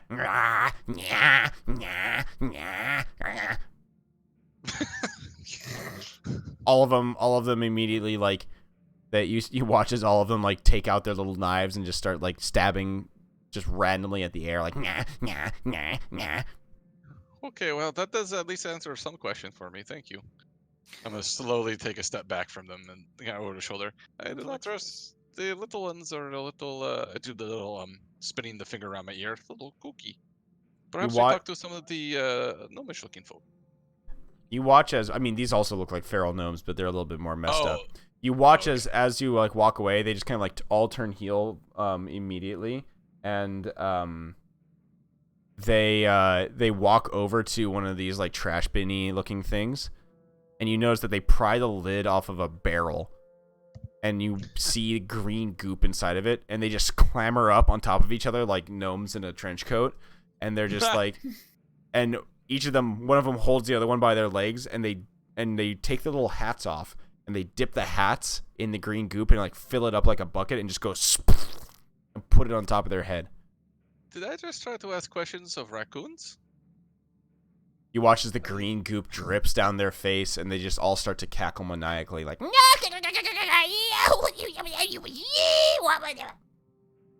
don't think they're necessarily crazy. Just, they have different social values than we're used to from the surface. I'm still staring at them. And I kind of point over to Glimmer. It's like, I would not stick your head in that green goo. I think we figured that much so far. I don't know. I'm curious. They're not dead. And I mean, that's quite a benefit. Yeah, but they also yeah, no, I'm gonna go with crazy. I think you were right the first time. I'm questioning my philosophy at this point. And maybe honestly, maybe they were worse off before. We don't know. That's true. Well, since those ones do not seem to be possible to talk to, I'm going to perhaps. Oh, is Mickey still tromping on? These are the ones they're following him, right? Yeah, actually, Mickey is Walking walking. Yeah, Mickey is just like ambling towards you guys right now. As they Does he seem to be coming to us or just in our direction? just like in your direction, just kind of like patrolling in that direction.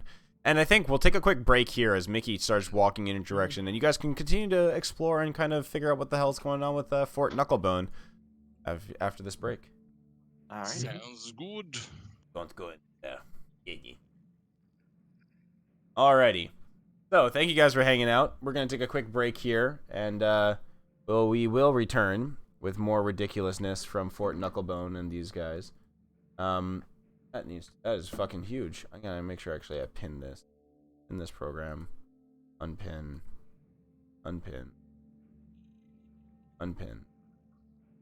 Cool. Perfect. Oh man, this music is weird as shit as well. But yeah. So we're gonna take a quick break. We will be right back.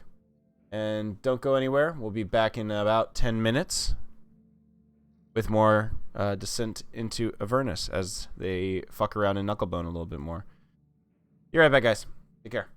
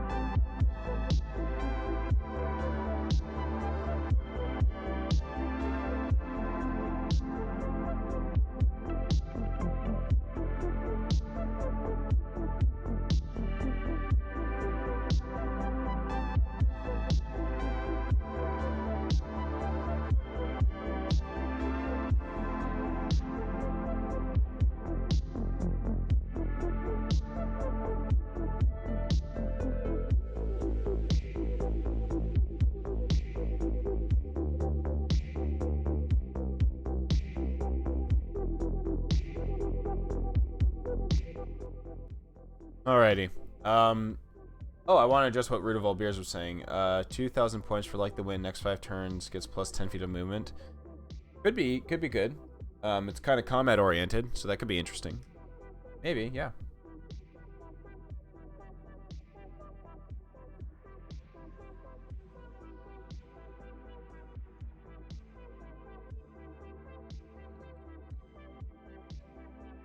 Alrighty.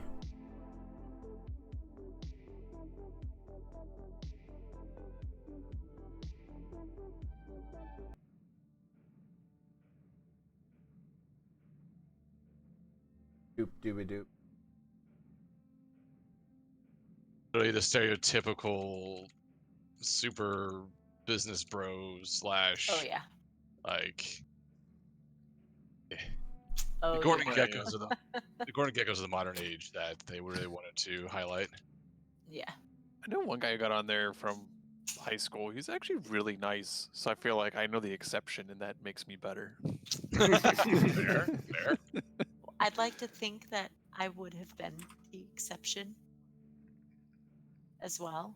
Well, yeah, you have too much compassion. What are you Yeah. talking about? What are we talking about? 30 before 30 lists and kind of the Oh, general yeah, sort yeah, of yeah, person yeah. who ends up on those. Yeah. I mean, there's streamers who have ended up on them. I guess there's different subcategories and whatnot of it. Yeah, like entertainment and stuff like that. Yeah. See, that's say why if- it's also a cheap shot now, because top 30, under 30 is like top 30 of this, top 30 of this, top 30. Top of this. 30, Yeah. top 30 lists. Yeah. Yeah. You know, I'm Some kind of folks from school who ended up on that were definitely the stereotypes of the person who you. Yeah. I think you'd end up on it. I'm gonna be happy if I accomplish anything in my life at all, let alone under 30. Nice.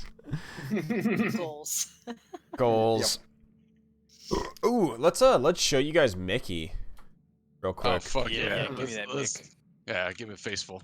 Oh, damn it. I'm actually not in roll That- 20 at all. When that flesh golem comes up, that's not what I wanted to be. Where the fuck is Mickey and where the hell is Mickey and I love the offer Chuck on Clunk, by the way. Yeah, Chukka? that's and so like Clonk? that's a pure Kenku at the same time as being like Mad Max. Mhm. Yeah, It's a yeah. great combo. It just looks Uh, like you just like looted a dead paladin. He did. And then also Cheka or whatever looks just like the what was the clan from perfect. Mad Max? The There you old guys one. go. Mad Maggie and Mickey. Oh, that is just Horrible. like I know that's supposed to be some sort of like hose, but I just imagine it's a pulsating maggot. Oh, for sure. It's like an intestine of some Yeah. sort. Wait, Oh. post it again. Because I just logged into Roll20 for the sake of seeing it. I like how it's like she's forgot I wearing the just put it on head the of what Discord. Mickey should have. Yeah. Yeah. Oh yeah, it is kind of fitting if that were to be. Do you see it, Derpy? Yeah, She also just has a cat skull like at her throat. it's a parasite. Yeah. A woman of class. Wait, and so is integrity. that Mickey? That is She Mickey. really is. This is the post-apocalyptic Worm version guy? of the Crazy Catwoman Futurama. So we got Mickey, and that's where we pick up. Is Mickey is hobbling towards you guys right now, and he's just like, and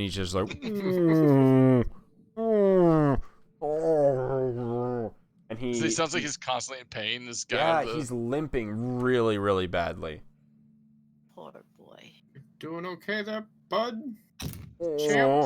And he does a bit of like this hop as he walks. He has this like he has this walk that's kind of like a somewhere between a limp and a walk, or a limp and a hop, where he's like ba-bum, ba-bum, ba-bum, and then you watch as he has in tow behind him just a parade of these red caps and mad caps just cackling maniacally while they're imitating his walk.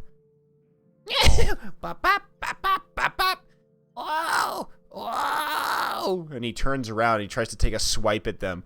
And they all scatter and like jump in trash heaps and stuff. Like,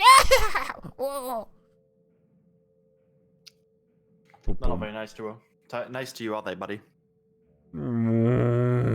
He moans and he does looks down at his foot, and kind of like a dog who has like a dog with a limp, like looks at his foot and he shakes it. Walk up, take a closer look at it, see if there's like a scrap metal piece in there or something, and like a toe. Oh, sure. Yeah, give me an investigation or an insight check. I'll go with investigation. Okay. We'll go robot-y. Go robot? Yes. Investigation. Yeah. So, you look and you can see that one of his legs, or a piece of him, is definitely made out of a bone devil. And you can see sticking out of that right foot what looks to be a piece of bone devil like lodged in there. That's both horrible and hilarious. He has a bone fragment. He has a bone fragment lodged in his foot. Oh. So from looking at this, it doesn't look like this should be there, should it? Like asking him. To be fair, Glimmer, I feel like he really shouldn't be.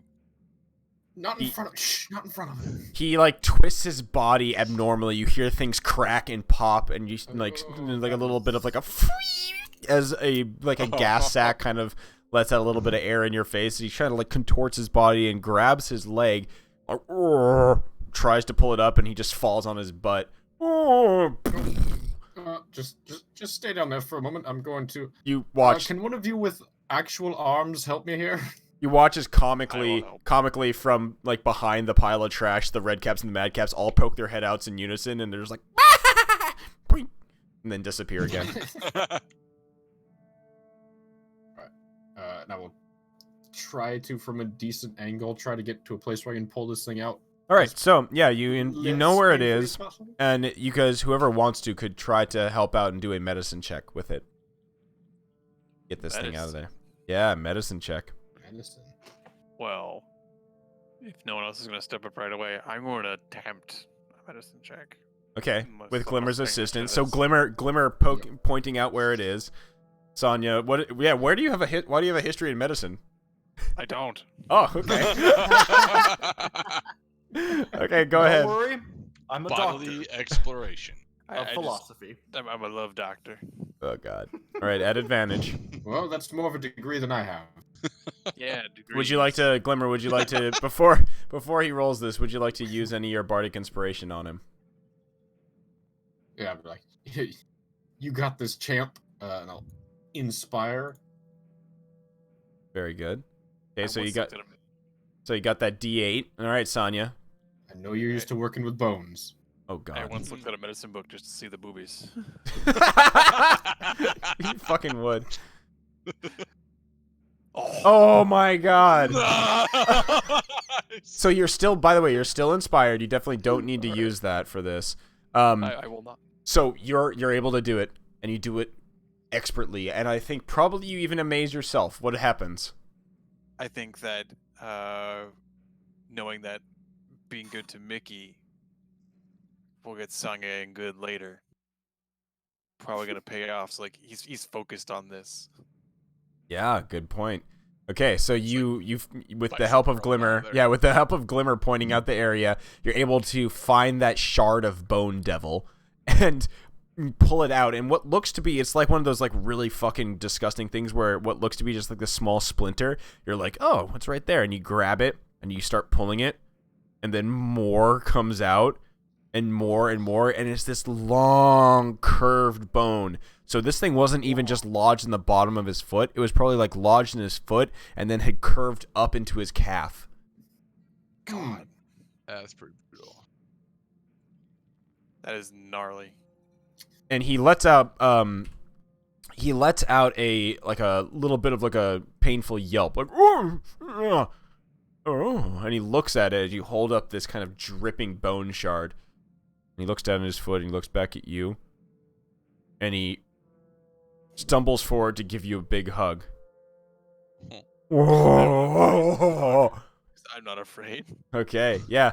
It smells, it's a little bit mushy, and he gives you a nice hug, and you all hear kind of like the pop, kind of like a back pop sound, like as he gives you this like crushing hug. It doesn't hurt you, but you definitely feel a few of your ribs align differently. He puts you down. He kind of like tests his foot. And then he turns around and just fucking chases after these red caps and mad caps. And they're just like, you just hear them all like, fuck! And they just fucking just book it. So we just have that comical moment of just seeing these guys like as they run off into the distance. Aphelion sniffles and wipes a single tear away with a smile on his face. Eclipsis, you hear a strange sound from behind you, and you feel the same feeling that when Loki wakes you up in the morning and headbutts you in the face, but on the back of your head. Dum, dum, dum. If I reach back, is it fuzzy? No, it hurts. You reach back and you feel some Well, like Loki's headbutting doesn't hurt. It's just well annoying you as feel a heat as you turn around and you look and you now see a floating skull wreathed in flame floating right in front of your face. Excuse me. Yes, and he says, Oh, hello there. My name's Barnabas, and you seem like I just saw you helping out that young lad Mickey there, and it seems that maybe you could help me out as well. You see, he like smiles, and you notice that his front tooth is missing. Are you also missing an eye? No, I have both my eyes, Missy. Okay, just I my got head is I got hit in the face when those motherfuckers. Those damn red caps. Those gnome motherfucks threw a rock at me, knocked out me tooth, and one of them came up and grabbed it. Motherfucker named Grubber. That bastard, I've been trying to chase him around the damn fort all day, but I haven't been able to catch him. And he and his gang, they have my tooth. And, well, you see,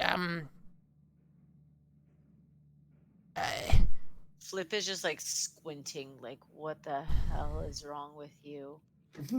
I'm giving him time, like I'm letting him finish, but well, her face is just very. you see, I just need to get it back. I just want it back in my skull. It's my lucky tooth. You're a floating. Do you have a body? Oh, no. Why would I have a body? I don't know. Just logic. You've never seen a flame skull before? Have I ever seen a flame skull before? Heard of it? Is anyone nearby me? Yeah, it's like everybody Do I turns feel around like after I'm Sonya, like, Sonya, like- what do you do with that? What do you do with that bone shard, by the way? Pick my teeth. Gross. All right. Oh, roll a con save. Like, Yeah. honestly. I would say so for sure. I'm immune to diseases. Oh yeah, it doesn't matter. Yeah, so you guys turn around, you see a floating skull wreathed in green flame, just kind of like floating lazily in front of Flipsis's face. So, can you find this grubber fellow and you can get my tooth back? Maggie would be... Guys, is anyone else seeing this? Yeah, I see it. It's Yeah. cool. It's normal. Just, okay. Oh, hello all. It's nice to meet you. Barnabas is the name. Wait. So I'm a you're Felion. worried about a single tooth, Yes. and you're not worried about the rest of. Okay, I never mean, mind. why would he need the rest Yeah, of his body if okay. he's just a floating skull? He floats around and he just says, Yeah, I got freedom of movement. It's quite nice.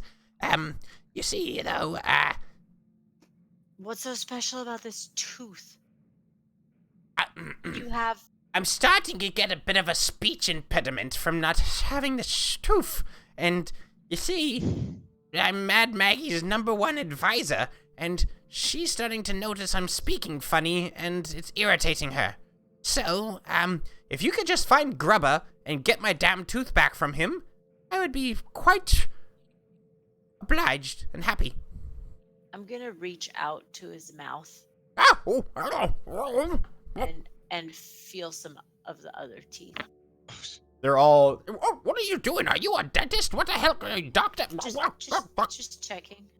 they're all solidly in there. He definitely got clocked, and you can see the missing front tooth. I like So how you we don't just want to take one and like shove it in that empty. It's gotta be spot? my tooth. I mean, one of your other teeth No, I want all my teeth.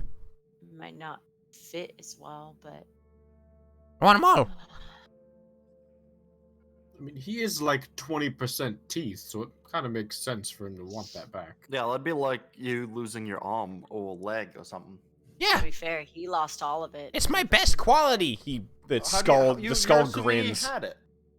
You're assuming Yeah. he had a body to begin with. He's a flaming skull. You're thinking too much in above terms, and now we're down below.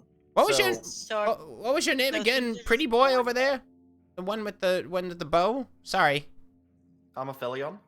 I bit of short on memory. So you gonna help me or not? Well, if it comes to that we meet with this assaulter of yours, we will do what we can to get it back. Grubber's over there. He turns his head and he's just like he just indicates with a forehead nod at a red cap who's just like lounging by this rock over here. And just like the red Alright. cap like looks at you, looks back in your general direction. I just shrug at him and then look back to Barnos. It's like, well, if our paths cross, we'll be sure to give him a whacking. Wait, Mr. Skull, you say your name is Barnabas? Yeah, Barnabas. Nice to meet you. You're the advisor to this man Maggie? Yes, I am. So you know exactly what is going on around here. You have a good grasp of what is the deal of this fortress and her goals and all these things? Yup. If we get your tooth back, will you tell us all you know about what exactly is going on here? Oh yeah, for sure. Okay, I'm gonna go get your tooth back. I'll be right there. Okay. I'm gonna start walking over towards the. I'll start. I don't know if he wants to follow me, but I don't feel too threatened, so I'm gonna start walking over to that guy. Okay. I'll Grab just a- shrug over at there. this. Yeah. So where's this guy up here, right? Mm-hmm. I would have brought Churro back by this point, so he's. You snap Churro back into existence, Hamon, and he now has a goatee and a he has a black goatee on. Does he And also have a little a scar over it. One of his eyes is white, like the kind of like lost eye and has a scar over it. Good I- churro's gone bad. I squint my eyes like Fry. Mm-hmm. Sure, what has happened to you? Wee. Okay. I've seen some shit. We'll He takes out a cigarette, lights it. Wee. I'm going. Well, actually, would I have an idea why that might have happened? Give me an when- Arcana check. Yeah, why was like out? Okay. Nope. Here on the ground in Avernus, things are a little bit different. The true That's- true okay. nature of the Nine Hells is finally showing its face.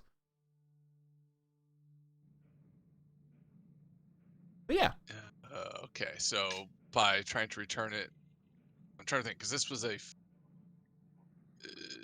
familiars are Fey beings, right? Mhm. So trying to return a Fey being to the Fey in the Hells seems to have sent it someplace else, and Churro's now a prison pig. yeah. Prison pig. Do the rest of y'all follow Hamon over to Mr. Grubba? I Nope. think so. Okay. I'm letting him do his thing. If it was following me, I would definitely would have waited for you guys to stay up with me. There. I found the new Yeah. Sure, that's the Churro that needs to star in some 80s bad cop movie. Yes. You lose cannon, Boy. but you get results. Dude, that's even Oink. better because they're fucking pigs. That's Aw. great. It's a police department of pigs. Okay. Well, if nobody else had come, or who was actually going up there with Hamon? Sonny said, I said I would go. Okay, I bring Sonya over there. Flipsis, would you? Sure. Okay, Flipsis as well. yes. Glimmer and Aphelion. Aphelion, you just hanging out in the back. If I'm Glimmer go- goes, I'll go, but I'll go like halfway because I know Hamon's like a guy who's about to just touch a hot stove for the first time. He's gonna get himself burned at some point. yep, we're just watching. He needs to learn his lesson. We're just sitting, both of us here in the back with our arms crossed, just like slight smirk. Mm-hmm. I was seeing you guys following up, so I looked to the funny-looking gnome dude. So, you call yourself Grubber? Grabber? Yeah, my name's Grabber. My name's Grubber. Yeah. What about it? Still, you have a good name. What do you do around these places? Patrol. Kill rival stuff. No, nothing too complicated. Why you asking? Try to get an idea of what's happening around here. We are new in the place, as sure you know. We are just travelers coming through, and you seem to be particularly tough of what I've seen around here, so I was curious. So you're one of the, how you say, enforcers. You make sure the bad guys who try to break in through the front, you beat them up, yes? Yeah, what about it? Well, I have seen some other people around here seem to be missing, bruised eye, missing teeth, broken nose. Do you think you might have something to do with this? Stands up. Yeah, maybe. Okay, I'll be straight with you. I'm looking for a tooth. I can trade some things. Roll but me if a you have tooth. roll me a d6. Come on. Okay. Okay. Okay. 4. So, as you start talking about the tooth, he just says, Fuck your shit. and he tries to kick you in your nuts. Oh shit. And he just says, "Boys, they're fucking with me." And actually now just you roll me a d4 as well. Go okay. All right, you see two more of these little dudes pop out of like come from around the corner as let's roll initiative as they start to they go after Hamon. All right. I'm going to roll initiative, but I'm not going to do anything. Okay. Sanga thinks this is gonna be hilarious. Apparently. He's not wrong. He is not Yep. wrong. Where's my? I don't know where any of my shit is. This is. Oh, hard we're going because- with this. We're going with these new songs I that I put in could've- here. I could have told you some spells and probably did some. This will be more amusing this way. Oh, digging that. Some dark synth shit. It going is on here. literally. I found it on a dark synth mix. Oh, Yeah. nice. Okay. About to throw it down with my nomies over here. With my nomies, boo. All right. Lulu Apologize is. for nothing. Apologize. Okay. Lulu has less dexterity than Eclipsis, so Eclipsis, you're up first. I don't want to be first. Punch him in the dick. I mean, You can hold an yeah, you can hold an action. No, I just wanted to punch him. When I saw that he was going after him, I just wanted to punch him. I'm just like, fuck this. All right. Why are we You trying wanna- to have a conversation? You want to go for a shocking grasp, the typical, Yeah. the basically your version of punch. All right. Yeah. Punch. Just Brick in the DLC for the Bunkers and Badasses. I punch him. All right. Yeah, that hits for sure. Jesus fucking Christ, that's a lot of damage. Sorry, what? Wow. Oh! That's Yeah. a good Is that roll. a higher level, so cantrips. Yeah. So well, yeah, you just reach out and just fucking smack the guy. So you have to get a little bit closer. But oh, you yeah, sorry. yeah, I'm but you basically, like- fucking smack him for 16 damage, and he turns his attention 100% to you. Lulu I give him an eyebrow, like, yeah. Lulu flies forward and it's just like Brilliant. you hear her like, "Don't kick my friends," and will smack at this dude, hitting it with a 14 All right, get for by one the tusks. for 1 piercing damage. Yeah. And then these other guys come into play. So, this one angrily, like the one back here, I believe it's his turn. So he looks around, sees Sonya, and just like does like a bull charge thing and just goes, "I'm coming for you, big guy." Oh, he can't even get to you. Fuck. tiny. 5, 10, 15, Swiggity 20. swig. Okay, He's there we go. coming for that So booty. he runs up. Eclipsis, you can have an attack of opportunity if you would like to. Yeah. I don't know what do you have Warcaster? I don't remember. I don't think you do. I think I do. You do. It's Oh, so good. I do Oh, forecast. yeah. So you can shock and grasp it as it goes past. Yeah. Is it just a normal shocking grasp? Yeah. Bzz, fucking buzzer him. Okay, Great. nailed it. Oh my! Fucking Christ. That's a max damage. Yeah, he's just like, ow! Oh, but then he It's runs for up all to. those crit ones. Or for Yeah. all the crits I rolled. So but he rolled runs up ones. and this guy kicks you. This guy Sonya runs up and fucking kicks you in your shin. Give me a dexterity saving throw. Oh yeah, boing! Just kicks you in your shin. All right, I'll go +4 this. Oh, you save. So you dodge out of the way as this guy's big fucking iron boot comes swinging at your shins, and you sidestep, and he just goes, "Oh!" and he misses. The other guy is now going to try to basically stab at Hamon. And we'll do 3 of these: a 16, an 8, and then a 7. I'll go ahead and cast shield. Okay, So that should put me at AC 20. great. So yeah, as the first one lands, it ricochets off, and he's just like, "What the fuck?" And he kind of staggers backwards and swings wildly 2 more times. The next one, last Mr. Redcap walks up and will do the also will do the same thing and try to kick a Flipsis in her shin. Flipsis, give me a dexterity saving throw.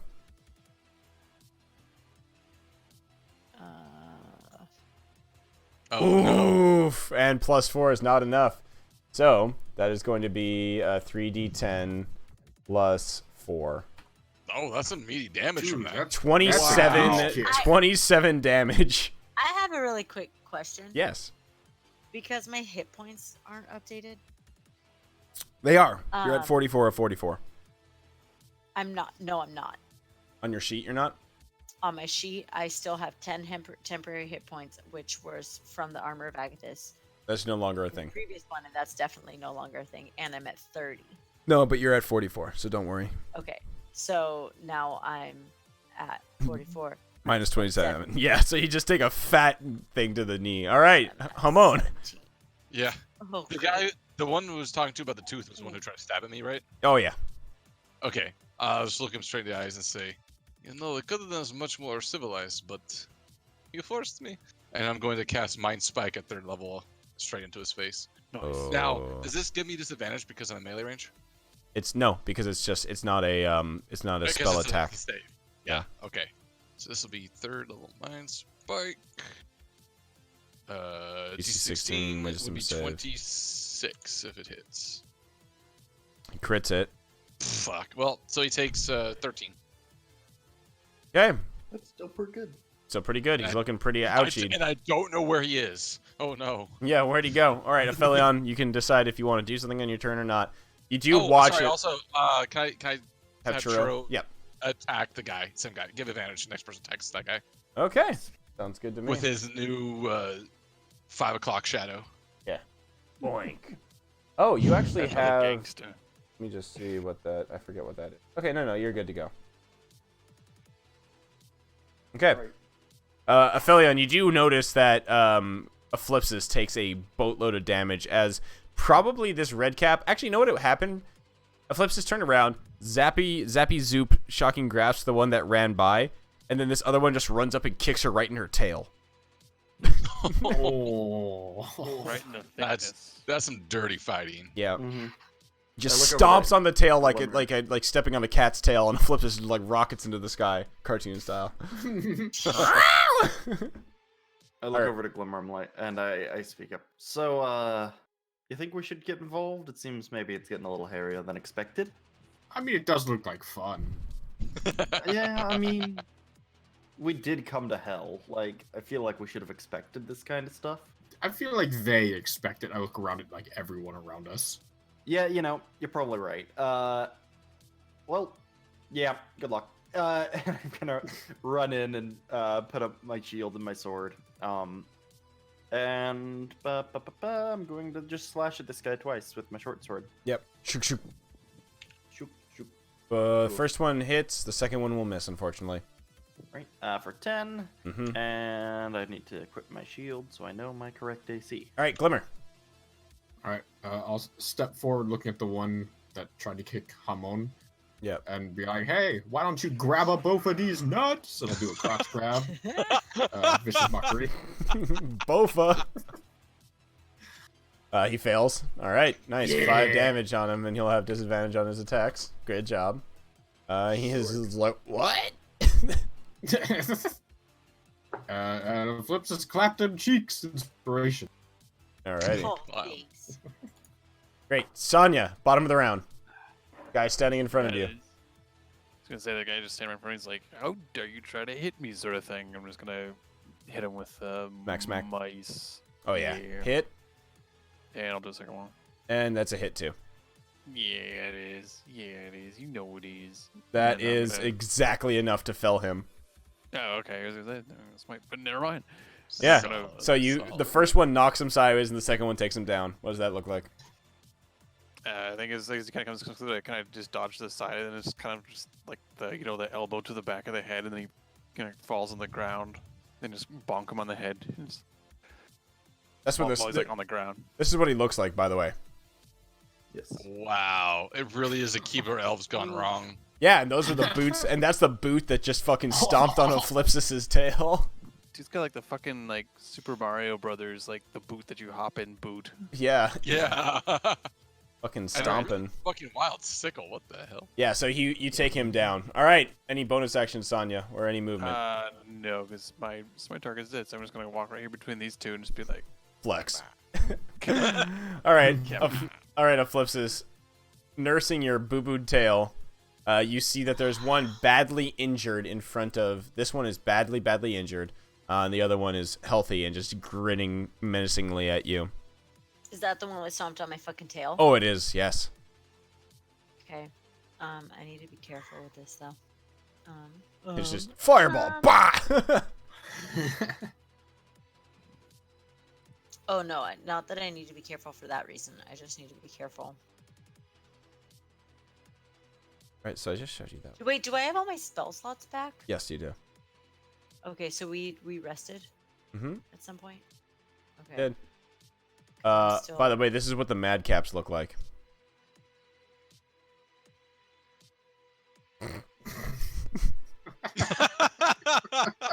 Oh my god. Oh, that's like Murloc almost. That kind of like fish face. Mm-hmm. Yeah, it looks like they were red caps at one point, but they've lost some of their face and shit. Oh, they In are. the No, they goo. are. They're 100% red caps who dipped their heads in green goo. Instead of blood. All right. Flipsis, what are you gonna be up to?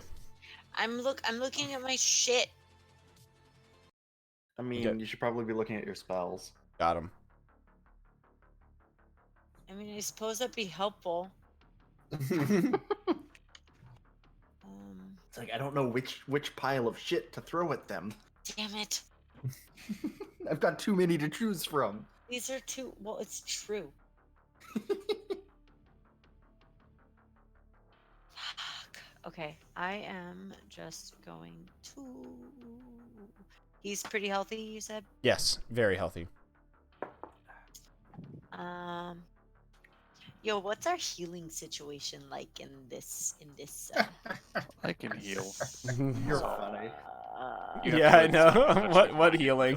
healed. Alrighty, I'm gonna cast an armor back this on myself, Mhm. and I am going to do so.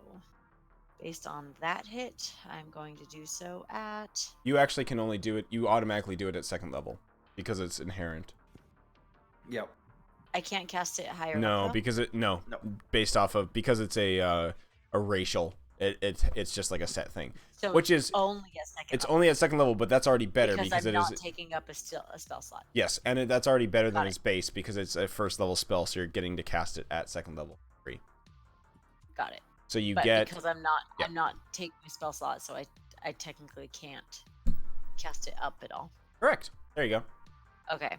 So as an action, so I you get 10, yeah, 10 temp hit I get points.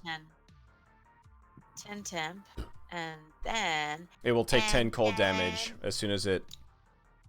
if it touches me again, While you have it, they take with 5. with Warcaster, can I? No, there's nothing else. That was your action, unless you have a bonus But action that's- cantrip. But that's what I mean. Is there? Warcaster doesn't mean I can do a bonus action spell. It just Nope. it's still only bonus. It just action means that you can right? do a no. It just means that you can do a you have advantage on Constitution saves to keep concentration, and you Yeah. can use spells as A reactions. reaction. Yeah. Yeah. All right, so that is your turn then. Okay. That's it. Right. Oh wait. Reroll. Nope. I'll invoke a attack of opportunity. Never mind. Tusk. Bah! Lulu tusks her opponent with 3 piercing damage. Doing well. Go get them, Lulu. All right. Lulu's going all out. Get him, Lulu. Alrighty. These red caps are coming in hot.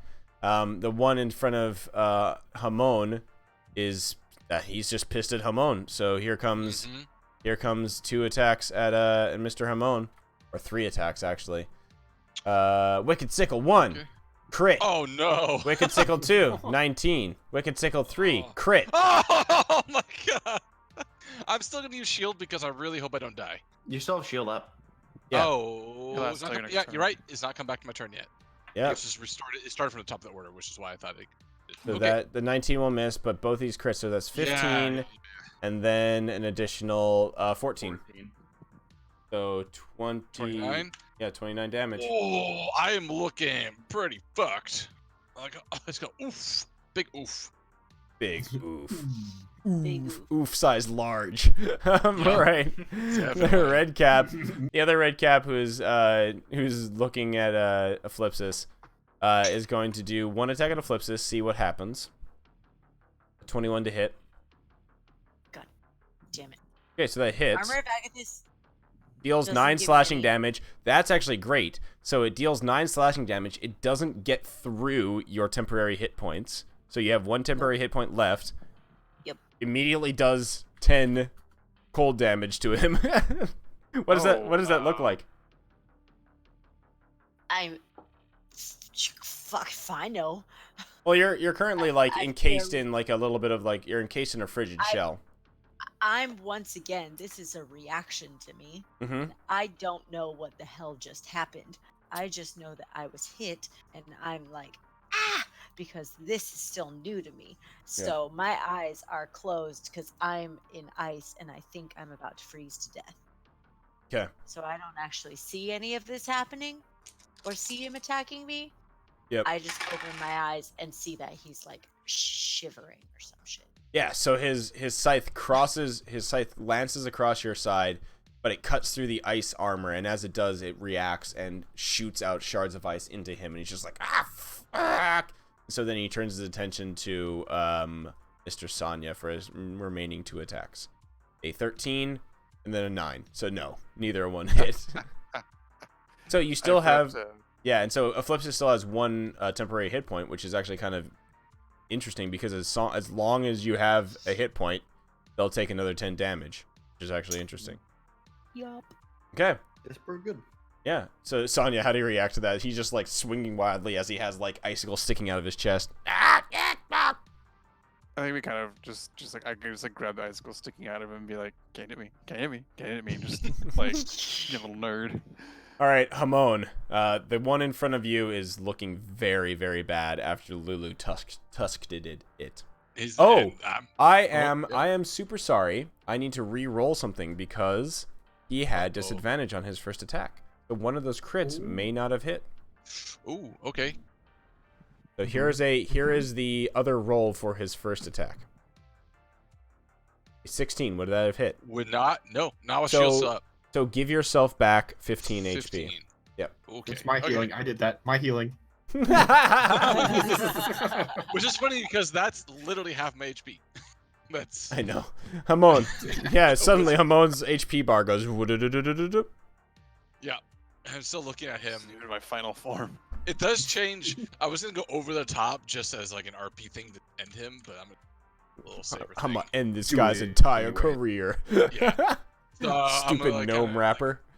I'm like holding my side. I look at him. It's like, you know, if you just gave me the tooth, you could have avoided all of this. And then I'm gonna cast magic missile at him, and 3 fiery pokers go flying through his forehead. And Chip, chip, I'm chip. really hoping this kills, because otherwise it'll be really anticlimactic. Just a One, bunch of darts in two. his forehead. 3. So that's 9 damage. Uh-oh. Okay. You take him out. Yes. The Okay. last one does it, by the way. Oh, okay. The 2 damage did it. Oh, fuck. Yeah, I was close. I probably should have upcast, but you know what? Style points. Okay. So. Oh, and then I'll have Churro. If there's still one left, Churro just goes starts biting its ankles. Yep. So that guy goes down. First 2 pokers stab into first one into his forehead, second one into his forehead, third one goes straight through his forehead. He goes down. All right, Aphelion. Right. If you want to attack that one, you'll have advantage. Yep. I will attack that one. With advantage. advantage. Go ahead. Bop. Hits. 14. Okay. For 7. Stabs him. Ah. And the second one.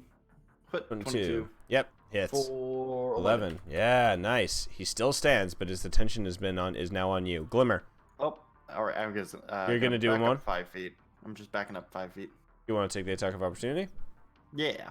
Okay. So yeah, he slashes out at you with his wicked sickle. An 11, which will miss. Glimmer. Yep. All right. I'm gonna pick up one of these scrap pieces, like a Mhm. exhaust pipe or something. I'm gonna run up and I'm gonna throw it at him. Okay. Literally just throw a piece of pipe at him? Yeah. All right. Give me a d20 plus your dexterity modifier. Yeet. Dude. Nailed him. It's a fucking Spider-Verse bagel moment. We're just like, bagel! Scrap! Doof. All right. So this is going to be, I'm just going to allow this to be, it's not a lot of damage, but it's an improvised weapon. So you do, 2, basically roll me 2d4 plus your strength modifier. It won't subtract from it if you don't have a positive on that. Strength or dex? Let's go dex. Okay. 2d4 plus dex. Not bad, face. All right, so you just clonk him.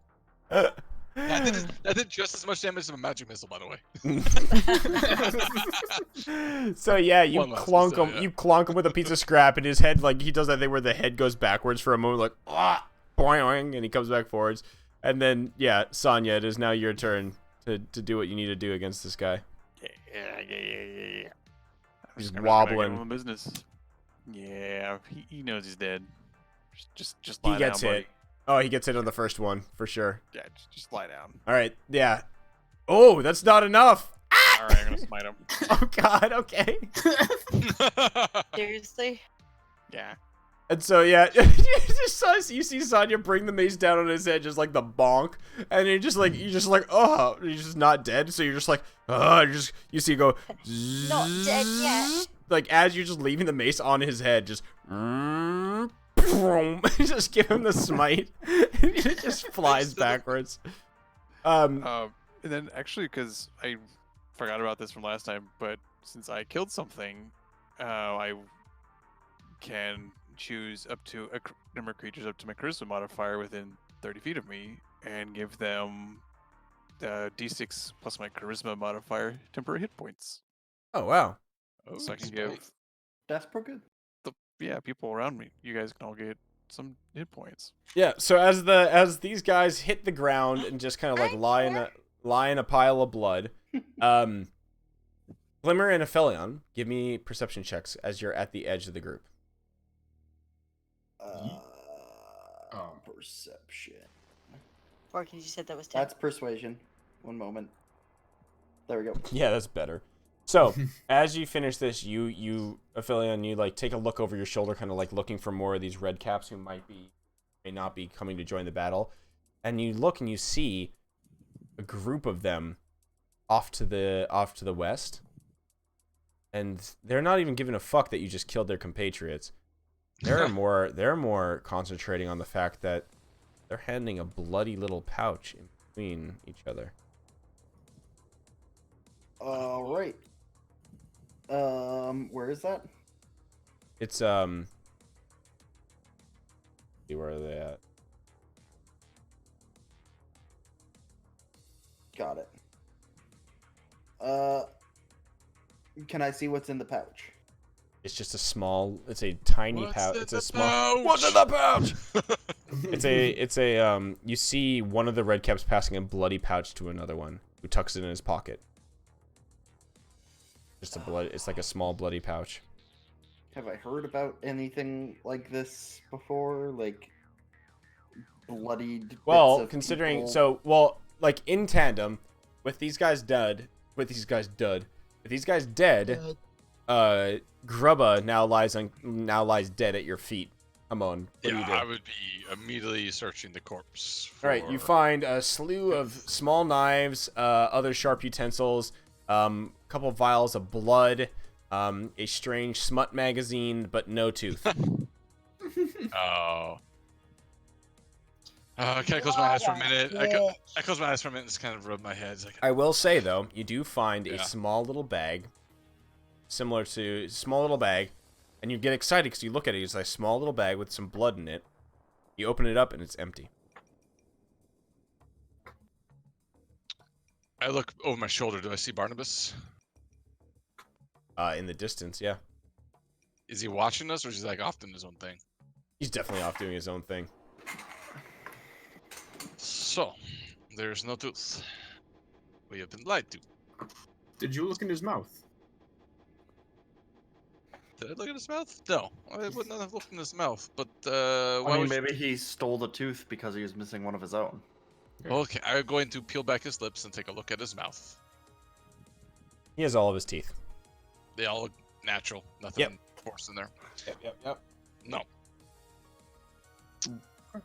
We may have to go talk to the skull again, because I do not want to be fooled by a fucking skull who is flying around on fire and is... I'm just like looking back and forth between Hamon and the group over there, and then I approach the group over there. Okay. Hey, couldn't help but notice you guys had a bag with some blood leaking out of it. What was in that? Blood. Just blood. No, like teeth. Their eyes narrow. Yeah, just blood. That seems Uh, like a yes. Mind if I take a look inside then? Yes. How about, let me rephrase that. Let me take a look inside that. They clomp their boots on the ground. Sure about that?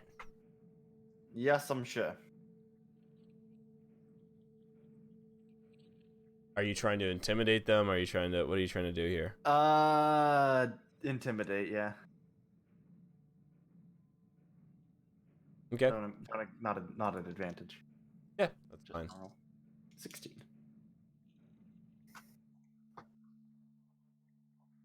I honestly don't know whose side I'm on right now. They back down and they say. They back down, and then they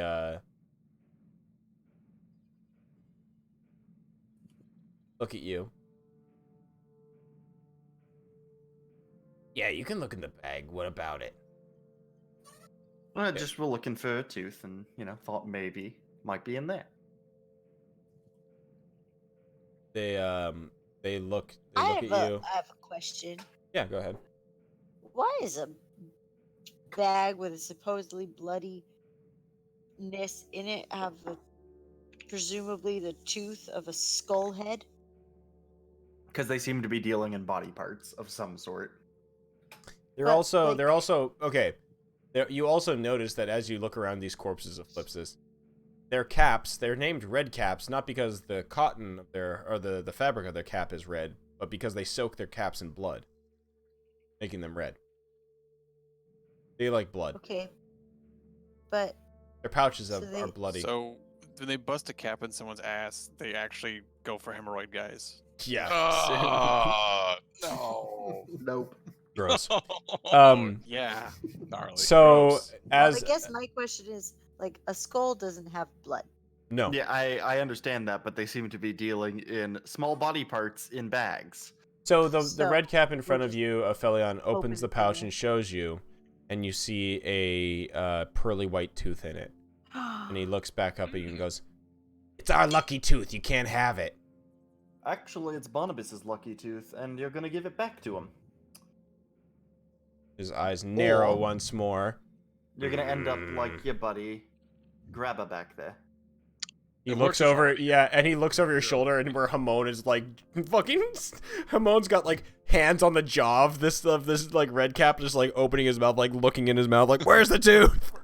It's fucking like Twisted Dentist right now. Yeah. He's going to medieval dentistry on his ass. So you actually might be good at this. He looks at you, looks back at his compatriots, looks back at you, and he tries to run away. Give me a sleight of hand check as he tries to just so you can just snatch the bag before he fucking Yeah. disappears. Yeah. No, this is for Aphelion. Oh yeah, nice. Yep. Okay. You're able to nab the back of it, but you don't grab it out of his hand completely. Everybody watches as Eclipsis, Glimmer, Hamon, and Sonya. You watch as you see Aphelion struggling. It's a comical scene where probably like a 6 foot tall Asimar is struggling with a 3 foot nothing red cap and pulling back and forth on this bag. What do you guys do? I'll stroll over. Like, hey, what's the damage here? I would They also have want- the tooth. He's trying to Why steal do our you- lucky tooth. It's Barnabas's tooth. I'm running. I put the two and two together between seeing the empty bag on the body and what's going on over here. So I'm gonna run over with a firebolt in hand, ready to launch. I'm gonna kick him walk in the over and face. I'll be like, "How about you?" And I'll start like Glimmer's body starts to like gleam and glimmer and glow a little bit. And I'll go, "Fuck off!" And I'll use my Natural Majesty to cast Command. Oh fuck! Okay. Oh man. She's like sexy pulse them to. run Yeah, away. I go handsome Squidward for a moment. Very It's nice. just like It's a not gonna be wink like, as you "My say God." "fuck off." Yeah, Just like like- my command is fuck off. Fuck Well, that's what off. I'm just like. How would someone take that literally? they would fuck off. They would fuck off. All right, But- so command is Fuck a off. Fuck off. I'm like, what is that? What does that look? I don't Wisdom. fuck on the spell. Fuck off. wisdom saving throw. All right, he fails. You watch as Glimmer strikes a pose and just has this like, yeah. What does your mantle of majesty look like? I know you say you go handsome Squidward, but does the party just all of a sudden notice like?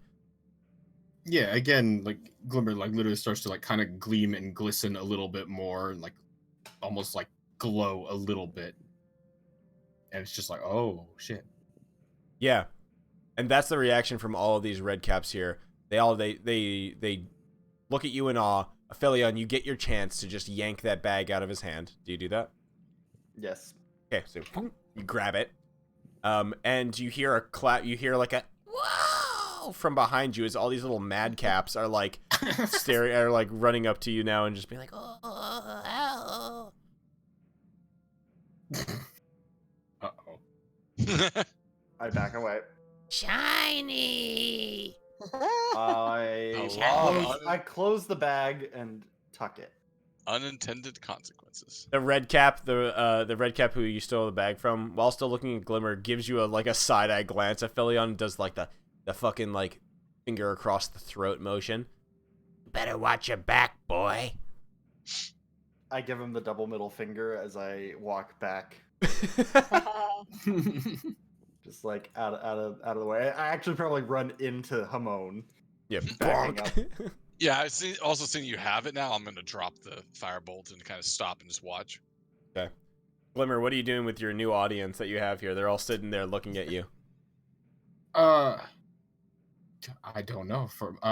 First off, I'm kind of just confused, and then I'll tell them because apparently, You have this for a minute. during this time you can cast command as a bonus action on each of your turns. So I will command them to go find some more goo. So like another pulse of like glowing, gleaming, handsome Squidward. All but one of them goes to find more goo. All of them, you just watch as 5 of 4 of them run off, and they're just like, wow! They just fucking go give themselves a goo swirly, and the last one is just like enamored by you. And then as the minute ends, the beauty goes away, and he just like his face changes from that like blissful smile to just like, Oh. No pretty anymore. Humph. and he just turns around and walks away. This is a strange land we find ourselves in. That was Wazik, by the way. That's the boy? Yes, it is. Oh, I thought it was No, he was not a red cap. Oh, I okay. apologize. It was a mad Oh, cap. It was Wozniacki? What? It was I missed that Wazik. one there. Yeah, that one Oh, right okay. there is Wazik. I don't know, Glimmer, do you recognize him as the one those 2 imps pointed out to you to go murderize? I do have him on his own here. No, Are you lost, child? Let me help Big you. thonk time. come here and I'll help you. Gleams and glistens attractively. Gross. All right, I'll, so I'll like whisper over to Aphelion, like, hey, so I think that some of the beings here might just have problems with all of the other beings here. Like, we were told to go fuck up that guy. And I'll point to Grubba by the skull. Those birds told me Wazik is not cool. Was it? This guy.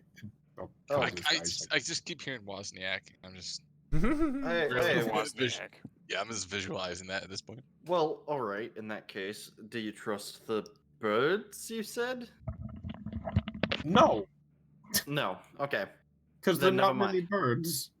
Oh, so they're not true feathers, is what you're telling me.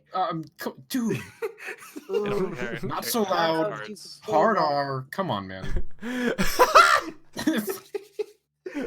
I mean, that's how it's pronounced, isn't it? Feathers. Look, we're not in Waterdeep anymore. Or, So- Baldur's Gate. so But, Aphelion, like, you know, we were in with the feather crowd, you know. I don't know. They don't know that. Yeah, but we got the vibes. Like We don't have a carry- card, man. We don't have a pass. Yeah, I pull out my feather card. I've still Wow, got you my have phone. one? Damn. Shit, man. Dude, I rolled deep with the Kenku of Baldur's Gate. They're a different breed of I have Kenku I as have well. a forgery kit. I could forge a feather card. Damn.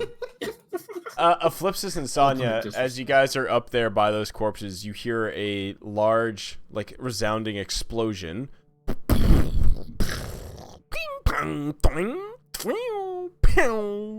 From inside of the caves to the north of you.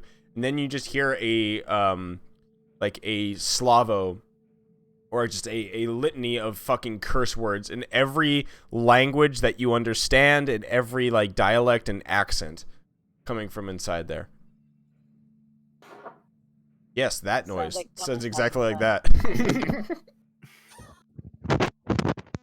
Uh-oh. Ah, Was that... Cats? Sorry, I was AFK for about 2 minutes because cats went crazy. What did I miss? Oh, there's an explosion and the- multiple swear words from inside of the caves to the north of you. so Oh, it sounds a okay. lot like what just happened. Yep. Oh, Willis. You see smoke coming out, like a plume of smoke, exit the cave mouth and filters up through the air.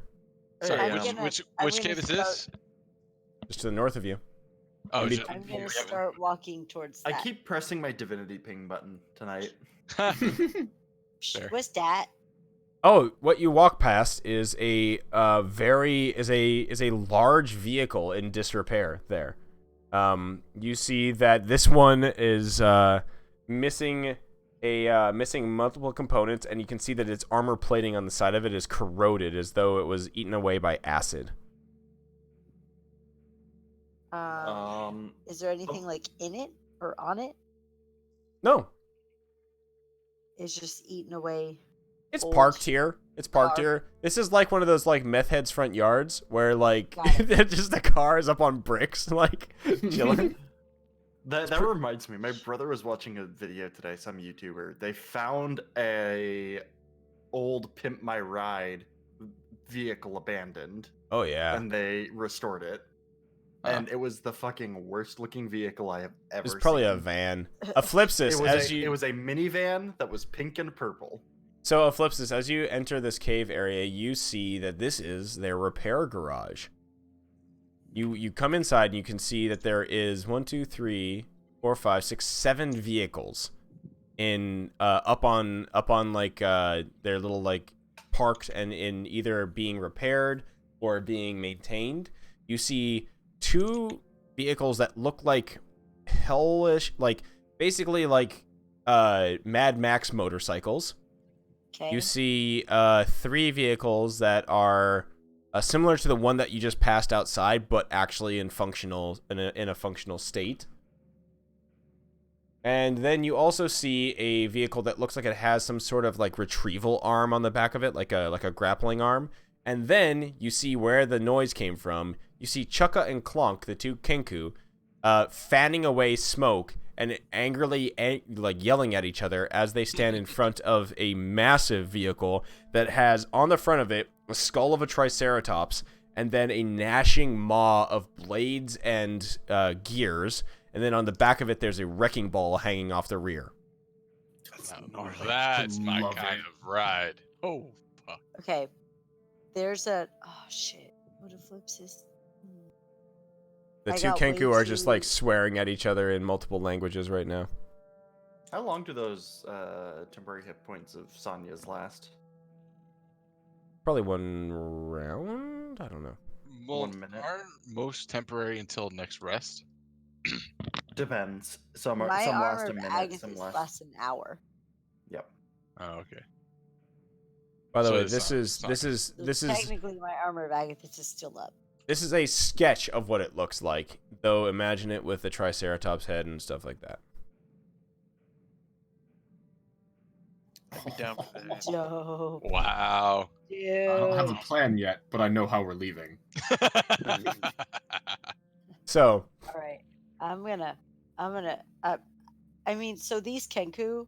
Yep. Sorry, I missed the. the Kenku are the ones that Lulu like ran into in her past life, and they're the ones that recognized Lulu and called Maggie out to talk to everybody.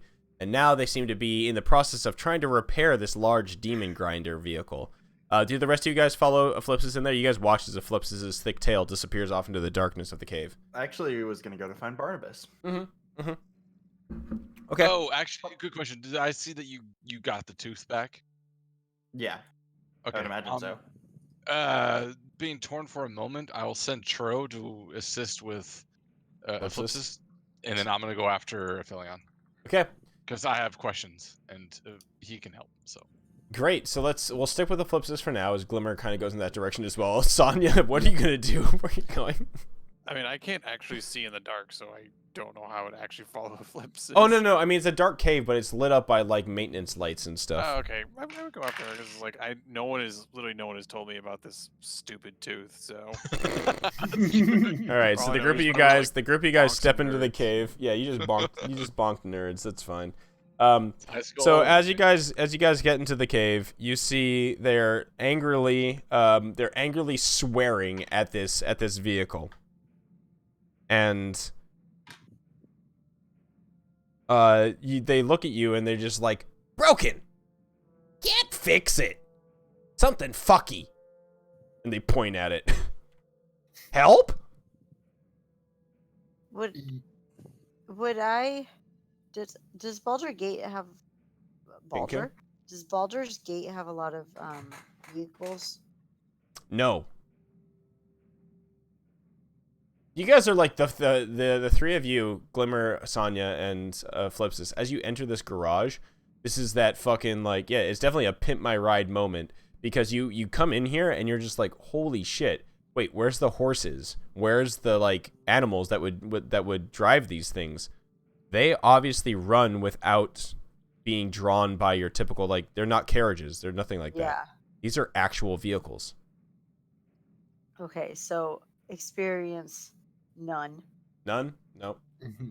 I'm gonna go up to the vehicle and kick it. Okay. Give me an athletics check. Yes. I have a question. Yeah. Okay, I want to know because I have lightning. Which is like sparky. I don't know anything about vehicles. Would I be able to tell it's something electric-ish? Give me an Arcana check. Like not necessarily like electricity driven because it's not really the way vehicles work either. Yeah. But Arcana check, and then if you want to, you're more than welcome to use that inspiration that you still have from Glimmer. ooh, yeah, I'm gonna be doing that. So it's not an advantage, remember, it's different inspiration. So do your Arcana check and then you can roll a D8 on top of that. All right, give me a D8. D8. G8. Nice. Okay, you did it. All right. Okay. Well, so I don't know anything, but I like punching things with shocking grasp. So you punch it with a shocking grasp. The lightning arcs over the chassis of this vehicle. This thing is massive too, by the way. Like it's big. 20 feet across, or at least more. And Clonk Clonk looks at you and is just like, why? He shakes his head. Busted. With other things. Busted. Broken. We'll quickly go over back to Hamon and Aphelion as you get back to Barnabas. So he looks at you guys and he's just like, I saw you did some work over you did some work over there with these with the red cats. Did Grubba have my tooth? No, but he pawned it off on someone else, and I'll pull out the tooth for him. Oh, hey, if you don't mind, could you put it back in my mouth real quick? I kind of got no hands, so can you just like? I'll like put a hand on his head. Like hold him still and just like shove it in. Watch your finger. Okay, yeah. Perfect. Well, thank you so much, my good sir Hamon. And what was your name again? Looks at you, Aphelion. It's Aphelion, still. Oh, yes, Aphelion. I'm so sorry. My brain is like sometimes rattles around in this head, you know, and it's a little bit weird. And thank you so much. I'll put in a good word with Maggie. She's you know, since I'm one of her like top advisors and stuff, I'll be able to help you out there. Insight check. Yeah, go ahead. I'm just curious if he's pulling our chain or not. Nope. No, he's not at all. Hamon, what did you want to do with this dude? As I see this finish up, I'll step up behind or alongside Aphelion. So, as you see, Aphelion here has got your tooth back. It's lucky. It's in your jaw again. It's lucky? It's lucky. I didn't know that. Sorry, it's a turn of phrase. I'm not really very common is not my first tongue. So what I'm trying to say is, It's barely a second tongue, to be honest. you know, I communicate just fine with my own pig. But now your tooth is back in your head, and we done what you ask. I just have a few questions, if you do not mind. Just the crazy farmer. Just like, my pigs yeah. understand me. You can ask me questions all you want. First question is, will you answer my questions truthfully? Of course. That's right, inside check. Oh yes. Yes. Nice. Yes, you will. Yeah. Oh, He's good. I've stoked.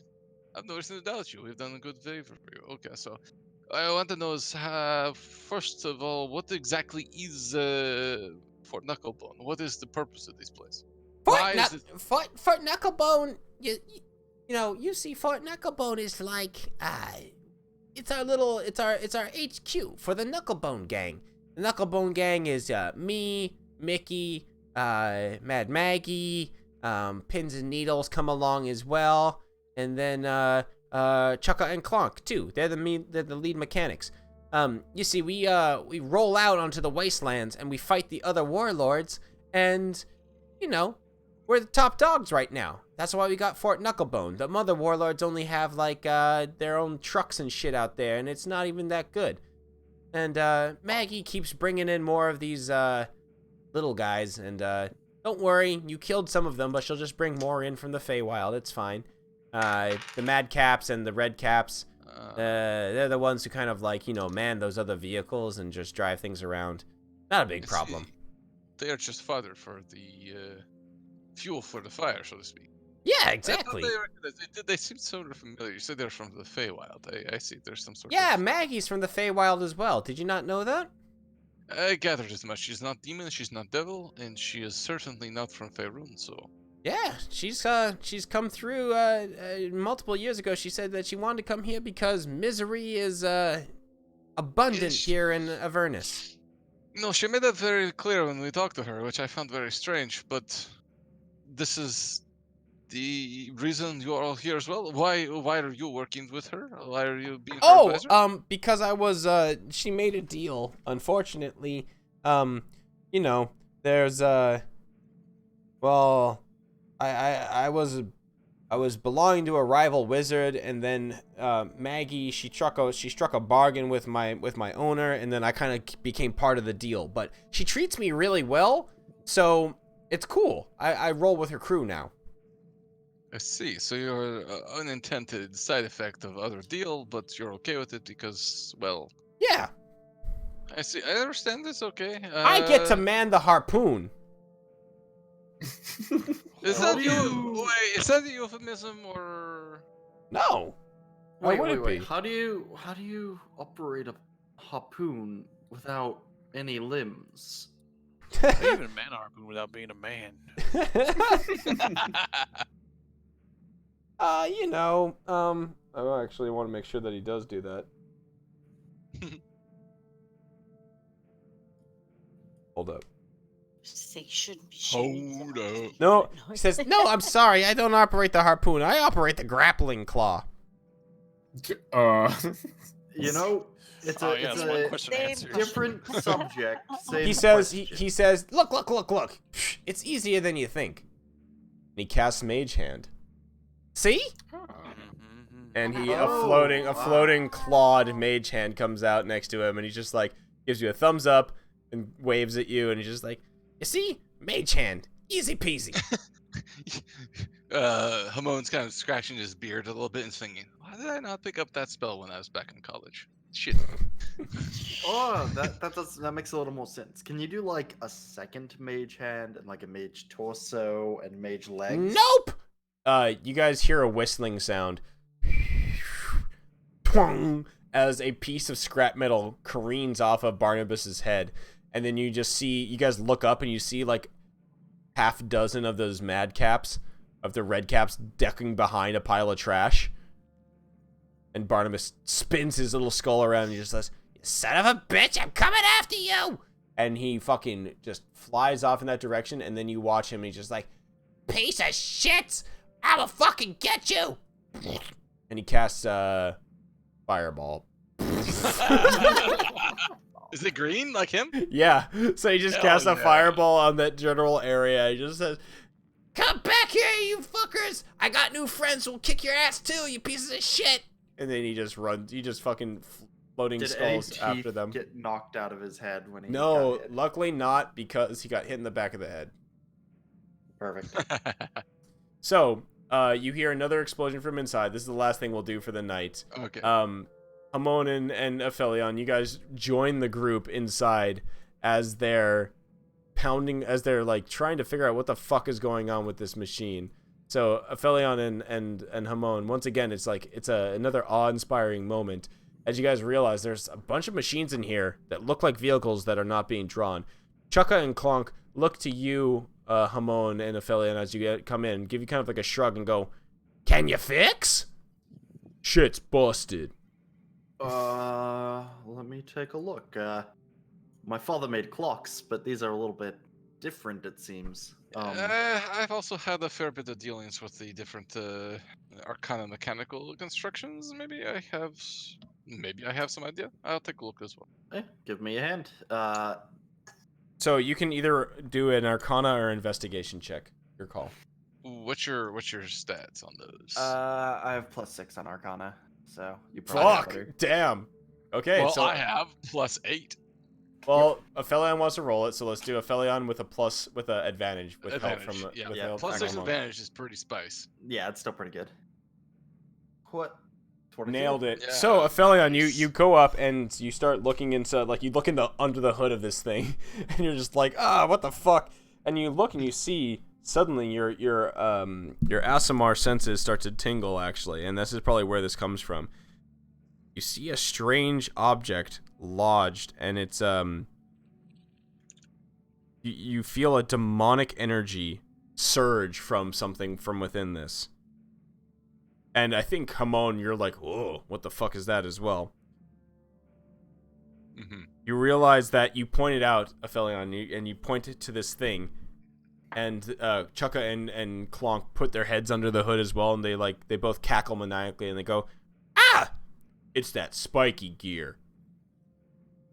And they point to it, and you realize you see this like horrific looking gear in the fucking mechanics of this thing, and it looks like it's made from like parts of an animal or parts of a living being.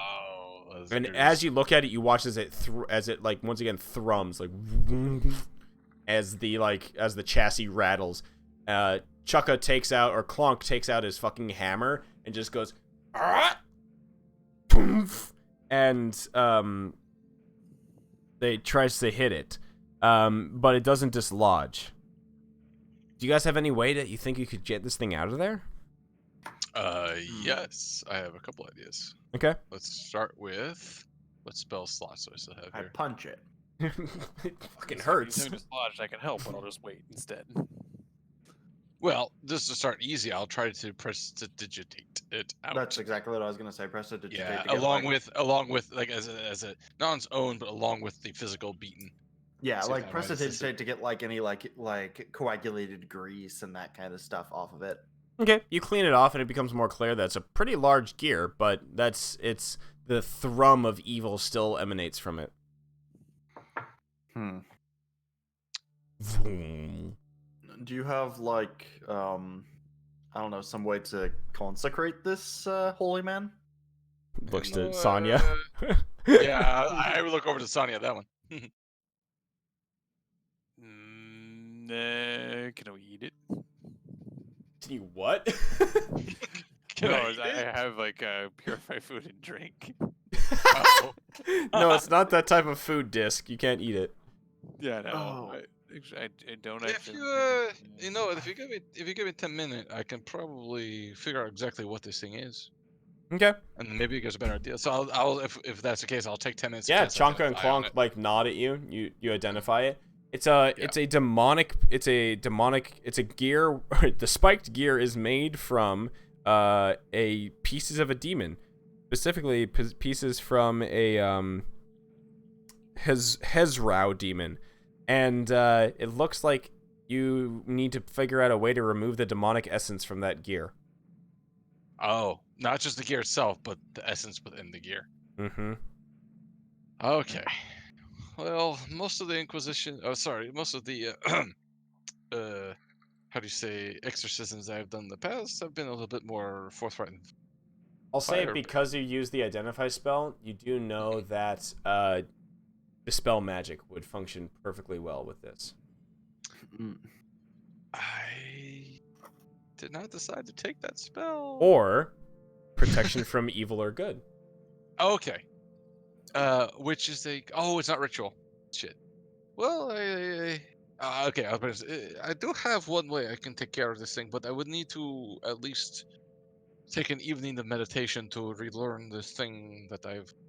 You know how it is when you learn something back in college, you have to kind of study a little bit. Yeah, Chukka and Clonk nod at you and they go, "Yup." And I think what will happen is that we have a nice little moment of just like you guys working in this machine shop and realizing that there's a lot of really cool fucking vehicles and stuff here in Mad Maggie's Fort Knucklebone. And God, the Mad night Maggie, Mad Max, God damn Yep. it. So the night ends as you guys sleep, and in the morning, Hamon is able to do the. I'll say that you have to probably prep dispel evil and good, Yeah. or Okay, protection so from we do evil. full rest on You that. do a full then rest. Everybody gets that full Okay. rest. You're able do that to exorcise the demon from the gears of the demon grinder, which is kind of ironic. And at that point, Mad Maggie comes up through the tunnels and she says, All right, my sweets.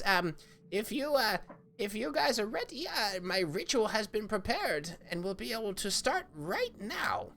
and that's where we'll end for the evening as you guys Oh, pick up next week with the Now, ritual. I really hope this means we're gonna Mad Max the fuck out of this next few sessions because If we That's- don't, what's it all been for? Now, do we get to build our own vehicle? I have ideas for additions if we get a thing running. Let's Yep, put it yep. that way. There's only one I'll say perfect shape this: for a you don't vehicle. get to. I would say this: you don't probably get to build your own vehicle and sense of from the ground up, but there is a ton of Right. customization that you guys. Perfect. Oh, I'm just thinking Nice about in terms of customization. I'm just thinking about in terms of pure aesthetic qualities. That's all. Oh I'm hell thinking. yeah, no! You Yeah. see all Oh, how yeah. the way all these things look. These are fucking like look at this thing. Dude, we're This is gonna. this is a motherfucking like. Look at that. Yeah. It's so brutal. I fucking It love is. it. That's great. Those The one horns, and though. there was one outside that you guys didn't see, but there's this one, which is another version of it, which is With the a massive skull in there. With the wow. yeah. And then like you can see that this one has the fucking like The tail on it. yep, that's the wrecking Oh, that's ball. yeah. That has a triceratops on the front too. On this one. Yep. Yep. That's the one that you guys. Oh, are that's the fixing. big one. That's the big one. Yeah. Yep, Oh, exactly. That's so cool. There's some other ones that like they all got some fucking gnarly ass shit. But yeah, so next time you're gonna go through with the ritual from Mad Maggie, and yeah, good shit. You guys have made some friends. You guys made some good friends in Fort Knucklebone, and it's it's kind of funny that like I don't know, Glimmer. I'm surprised that you were not tempted to follow the imp's plans, but that's fine. All good.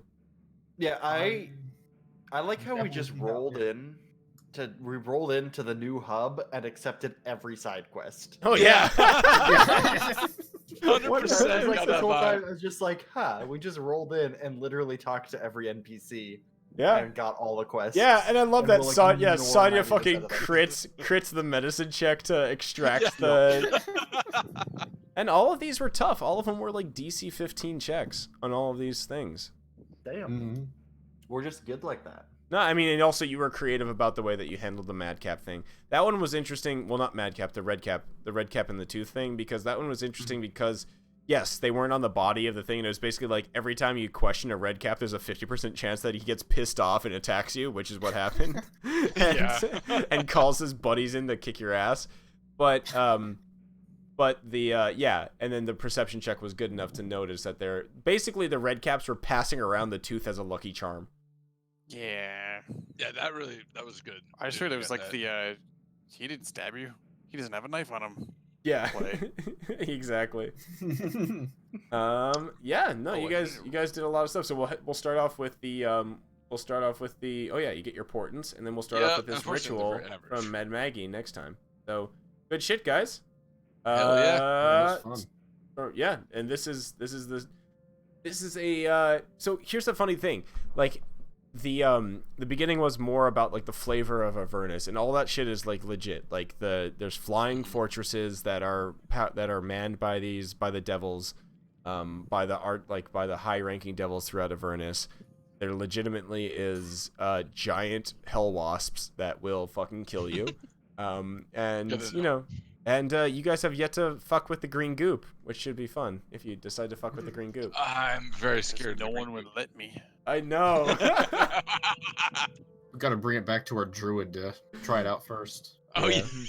What's our trip? Does he go on first? Yeah. Oh my god, that'd be great. All right, well, it's getting a little bit later, guys. So good night, good shit.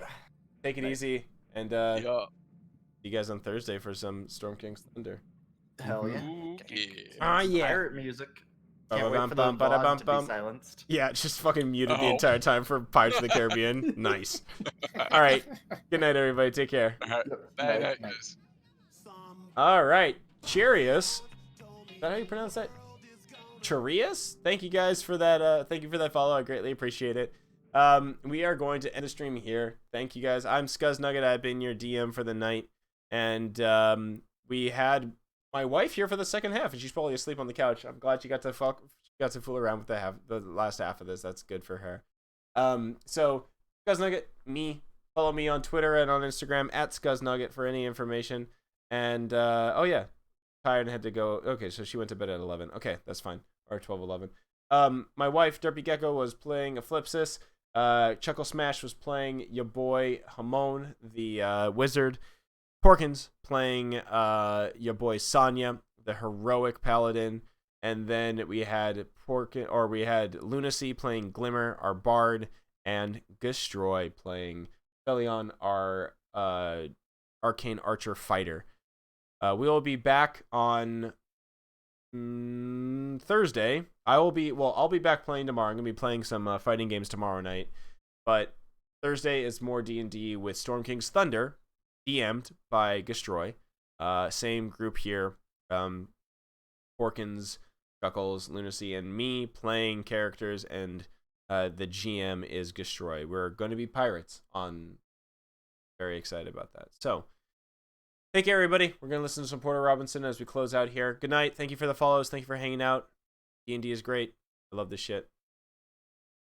Bye-bye.